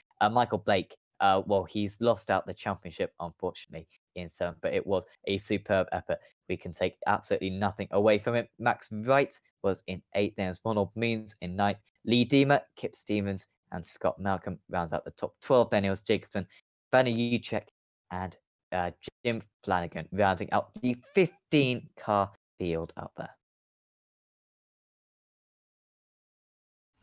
So yeah, what did you think of this season, Sam? It was pretty good to commentate on with yourself and also Mark on the cameras. And yeah, the racing for me, from what I've watched this season, it's been there's been times it's been controversial, but most of the time it's been absolutely fantastic racing. And yeah, if definitely looking forward to commentating on more of the same next season. Absolutely. And yeah, this season has been fantastic with the racing. We've had so many different race winners. And I think whilst probably Stuart McFadden, I think has probably been the strongest driver out there in terms of pure pace. He's barely dominated. Do you think today, maybe the fastest driver out there, do you think he's won a race today? You know, so I think he may have only got one podium actually. So that just shows the open nature of this type of racing. And of course, we've also had Woods and Kern as well, super fast drivers, and Blake made it so interesting for the title in the end. We are going to have a chat with, well, I guess we've got to have a chat with our championship winner, our unofficial championship winner, but I think it's pretty much confirmed. Chris Wood, bravo. How do you feel right now? Quite ecstatic. That's 2 championships wrapped up. Fingers crossed, this one anyway. We'll have to see what the points come out as, but I'm feeling pretty good. Yeah, definitely. Yeah, absolutely understandable. We thought, well, we didn't think you'd lost it as such, but that race too must have been quite mentally taxing, I imagine, because you were really fighting Michael a lot. You knew that just a bit of contact, a penalty would end it for either of you potentially. Your nerves must have been absolutely shred by the end of this evening. Oh yeah, just a bit. That race too was fantastic though. I mean, like we were so close throughout the whole evening, but then I think I got on the curb and it just bounced the car around. So it's like it did demoralise, but at the end of the game, you've just got to keep at it. That's all you can do. Yeah, and in that race there, you seem to pretty much nail the tactics. Just did you kind of let the Apex guys pass and then knew that you could, you know, out-strategize them and get them right at the end, or was that purely just pace and you were really fighting for that race win, race lead? Sorry. To be honest, pace-wise, it was thereabouts. I took a bit of damage with Ralph Cullen on one of the first few corners. So every time I was going to a right corner, it was just wanting to be a little difficult. It kept stepping out slightly. But in terms of pace, I just remember one of the clean cars got past it. I had to stay with them. If they got past that threshold of the slip, I would have lost them. So it was quite push as hard as I could and then work some sort of strategy out at the same time. Well, it worked superbly in the end. Of course, this season has been absolutely fantastic. Have you really enjoyed this championship, and are you going to be back if we've got the same car? Yeah, I've actually really enjoyed it. Obviously, there've been the ups and downs, certain events and whatever has happened. But the car itself isn't as bad as it's been made out to be. It just takes a lot of time of getting used to. I know people are struggling with it, but all I can say is practice, and yeah, you'll do really well in the car. As opposed to next season, not too sure what's happening yet. If they stick with the car, possibly. But I'm going to have to wait and see what the change rules wise as well. Yeah, and just on Team Mad generally, you guys are entered into quite a few championships. I think you're on DGFX as well, aren't you? So, what kind of are Team Mad going to be aiming for now that the BSR TC has ended? We've got all of our heads into the Neo series at the moment. That's the one that we're pushing for, Neo Endurance. It's our first time in it, first time using the HPD. And at the moment, that sort of game is just get to the end. 6 hours is a long time. But I think that's the idea. That's what we want to do more of, more endurance races. Because as a team, I think that's what we excel at. But these sprint races are good. They always keep your combat skills up and running. Yeah, certainly need to get that mix. Of course, super impressive that you got into Neo, and yeah, certainly good luck to you in that championship. Before we let you go, Chris, anyone you'd like to thank? I want to thank the team, Dennis, Scott, Jim, everyone that's been racing with us this season. Tristan as well. Sorry, I forgot he raced with us. We've all had massive inputs on each other, so big shout out to the team. Pretty much it, and you guys as well for doing all these excellent broadcasts that you do. Thanks, Chris, and we'll see you very soon on Apex Racing TV, I'm sure. Oh, we will do. We're also going to have an interview, I think, with our championship runner-up, Michael Blake. And Michael, it was a really good effort there. You absolutely gave it your all, but just came up a little bit short right at the end. Yeah, I got damage on lap 2, so I had no straight line speed. Lap 3, sorry, I had no straight line speed. Yeah, congrats, Chris. That was hard. I gave everything I had, but yeah, I couldn't do it. You had too much help. Yeah, absolutely. It was certainly you left it all out on circuit in the end. But on the positive side, some of the racing out there today, especially against Chris, was spectacular. You'll have to watch the broadcast back. Me and Ryan were speechless for the majority of it. Yeah, it was just incredible that you guys could go toe to toe like that with no contact for pretty much 2 races as he did. Yeah, Chris is a great driver. He's probably the best I've ever come across it for racing side by side. He's respectful. It's always clean, hard, but fair. There's never any contact. It just shows it can be done. Yeah, I know that if I go side by side with Chris, he will leave me the width of my car. No more, but the width of my car. And obviously, I always try to do the same, and it always ends up in great fighting. It's really good.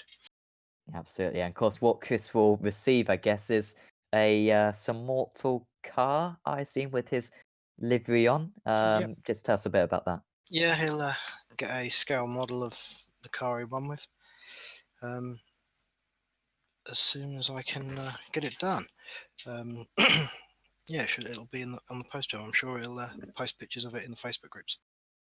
Yeah, that'll be absolutely fantastic. And of course, next season, if we stick with that car or with this car, or even if we change cars, do you expect yourself to be back on a Sunday evening? Yeah, I'll be back. I really like this series. It's great fun. Once we ironed out the issues with the crazy driving standards. So we've had some of the worst driving standards in this series, but then also some of the best as well. The last few races have been absolutely amazing. Everybody involved in them has done such a good job. Yeah, we certainly back that one up. And before we let you go, Michael, any shout outs you'd like to give? Chris and the Mad guys for doing the great job they always do, regardless of the series. You guys for the broadcasts. Lee and Anthony, the admins for the series, and Drive Doctors and Go Kart World, our sponsors. Thanks, Michael, and I'm sure we'll see you very soon on Apex Racing TV. See you guys. We're also going to have a chat with Ferenc Kern as well. And Ferenc, you must be really happy with that today. A win, a second, and a third, or whatever you finished in race 2. But overall, you had absolutely fantastic pace today. Yes, I'm happy. The last race was the toughest now, I would say. But yeah, the first race with the victory was also nice one because and weird too at the same time because Stewart ran a I don't know Lewis Hamilton Abu Dhabi strategy. So yeah, yeah helped me unfortunately get the contact with him because I didn't expect him slowing down in that way. But yeah, misjudgment a bit. From then on, I was happy that they were battling behind me, and then I just could drive the whole calm pace that I was to do. So the victory was good. Second race, I can't remember really.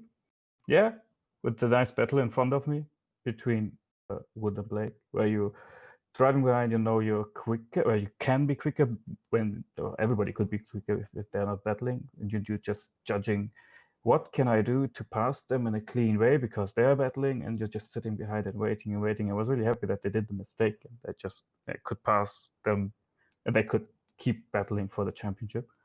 Yeah, and the last one is like, yeah, in the end, I threw the victory away with not hitting my pit. Yeah, it was just yeah, slight error there, and also of course Sam as well just missed his pit stop ever so slightly, and that cost you crucial tenths. I don't know if you knew the everything that was going on in the championship because we were just trying to make sense of it with all the maths in that final race. Did you have much of an idea, kind of how much of an impact you were having on the championship, and were you changing your driving style due to the fact that you had two guys fighting for the title today? I didn't know the exact points. I just heard from rewatching the races from the broadcast that they are, and I knew that they are battling. So my intention was to race them because I'm there and I'm allowed to race. So why not just race as clean as possible or the cleanest way, so they can keep fighting for the title. But to be honest, I didn't care if I take the places away that they lose points. And in the end, yeah, I'm there for racing. The only thing was I just didn't want to take out one of them, so the championship is decided by me to take out them. Yeah, absolutely. That was the only fair way of doing it. You gotta give 100%. That's certainly the best way to go about it. And of course, from your perspective, of course, you've really flourished in this car. Of course, you've also very strong in other cars, I'm sure, as well in the HPD, for example. But yeah, have you really been enjoying the Porsche? And is it a car that you'll be sticking to? If there's another series of this, and are you also going to try it out in the official series, maybe? Yes, since I don't have that much time due to family and so on for going to race, set up demanding cars like I did before when I raced the MP4 30 or other Formula cars. I decided to try the Porsche because it's also the car where I started sim racing 4 years ago, I think, in Assetto Corsa. So it's a bit back to the roots. And I choose this series just to learn the car because it's always good to have the same people every week where you can race, you can learn to race it. It was a bit of a shame to have fixed setup because I wasn't able yet to learn building a set. But yeah, from next season, I want to compete in a Porsche iRacing Cup just to see how it goes, and I want to stick with this car. Yeah, it'd be absolutely fantastic to see you, yeah, kind of any series you do. Before we let you go, friends, any thanks you'd like to give? Yeah, the usual thanks we have also it's for you for the broadcasting. They did a great job, but also keeping an eye on the maps to keep everybody updated how they are running in the championship. Yeah, and of course to our sponsors, STK Gaming, Simputers, PC Systems, Leopold and JCL. Thanks, friends, and yeah, we'll see you soon on Apex Racing TV. Thank you.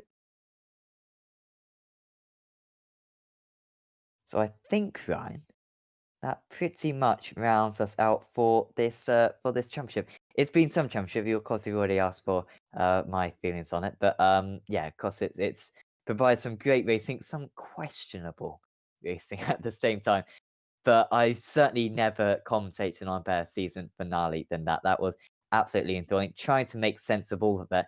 And you had such two kind of quite contrasting drivers, I'd say. You had Chris Wood, maybe the super fast driver who occasionally made mistakes, and the Michael Blake who wasn't quite on par on pace, but could always get the most out of the car on the day. So it was just a fascinating rivalry between those two.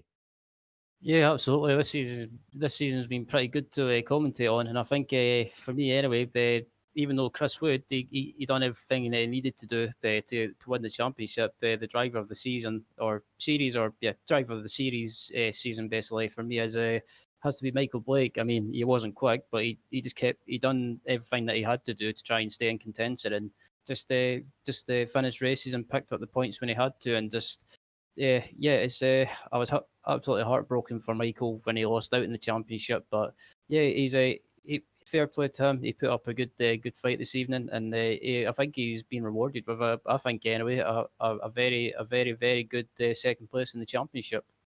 Yeah, should be absolutely delighted with that. And of course, Chris Wood will get to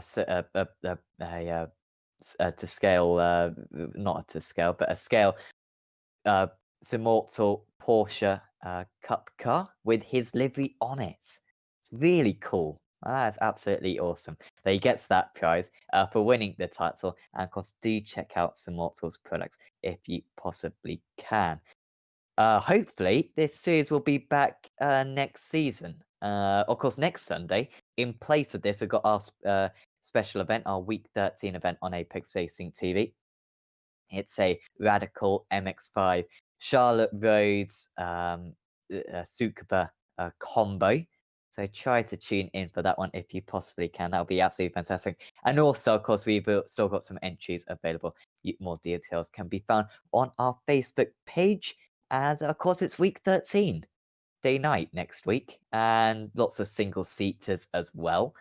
Unfortunately for us, not too many broadcasts. We've got nothing tomorrow, nothing on Tuesday, nothing on Wednesday, nothing on Thursday, nothing on Friday, of course. On Saturday, then, our next broadcast will be the UB8s. Oh, do we have Monsters?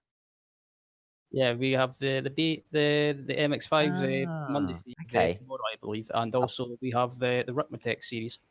Oh, okay. I'm completely wrong then, clearly. Okay, so Monday, we've got all our action basically for the week, with the Masters and the Ripmatech, as my colleagues just told me. Yeah, and then on Saturday, we've got the UOV8s.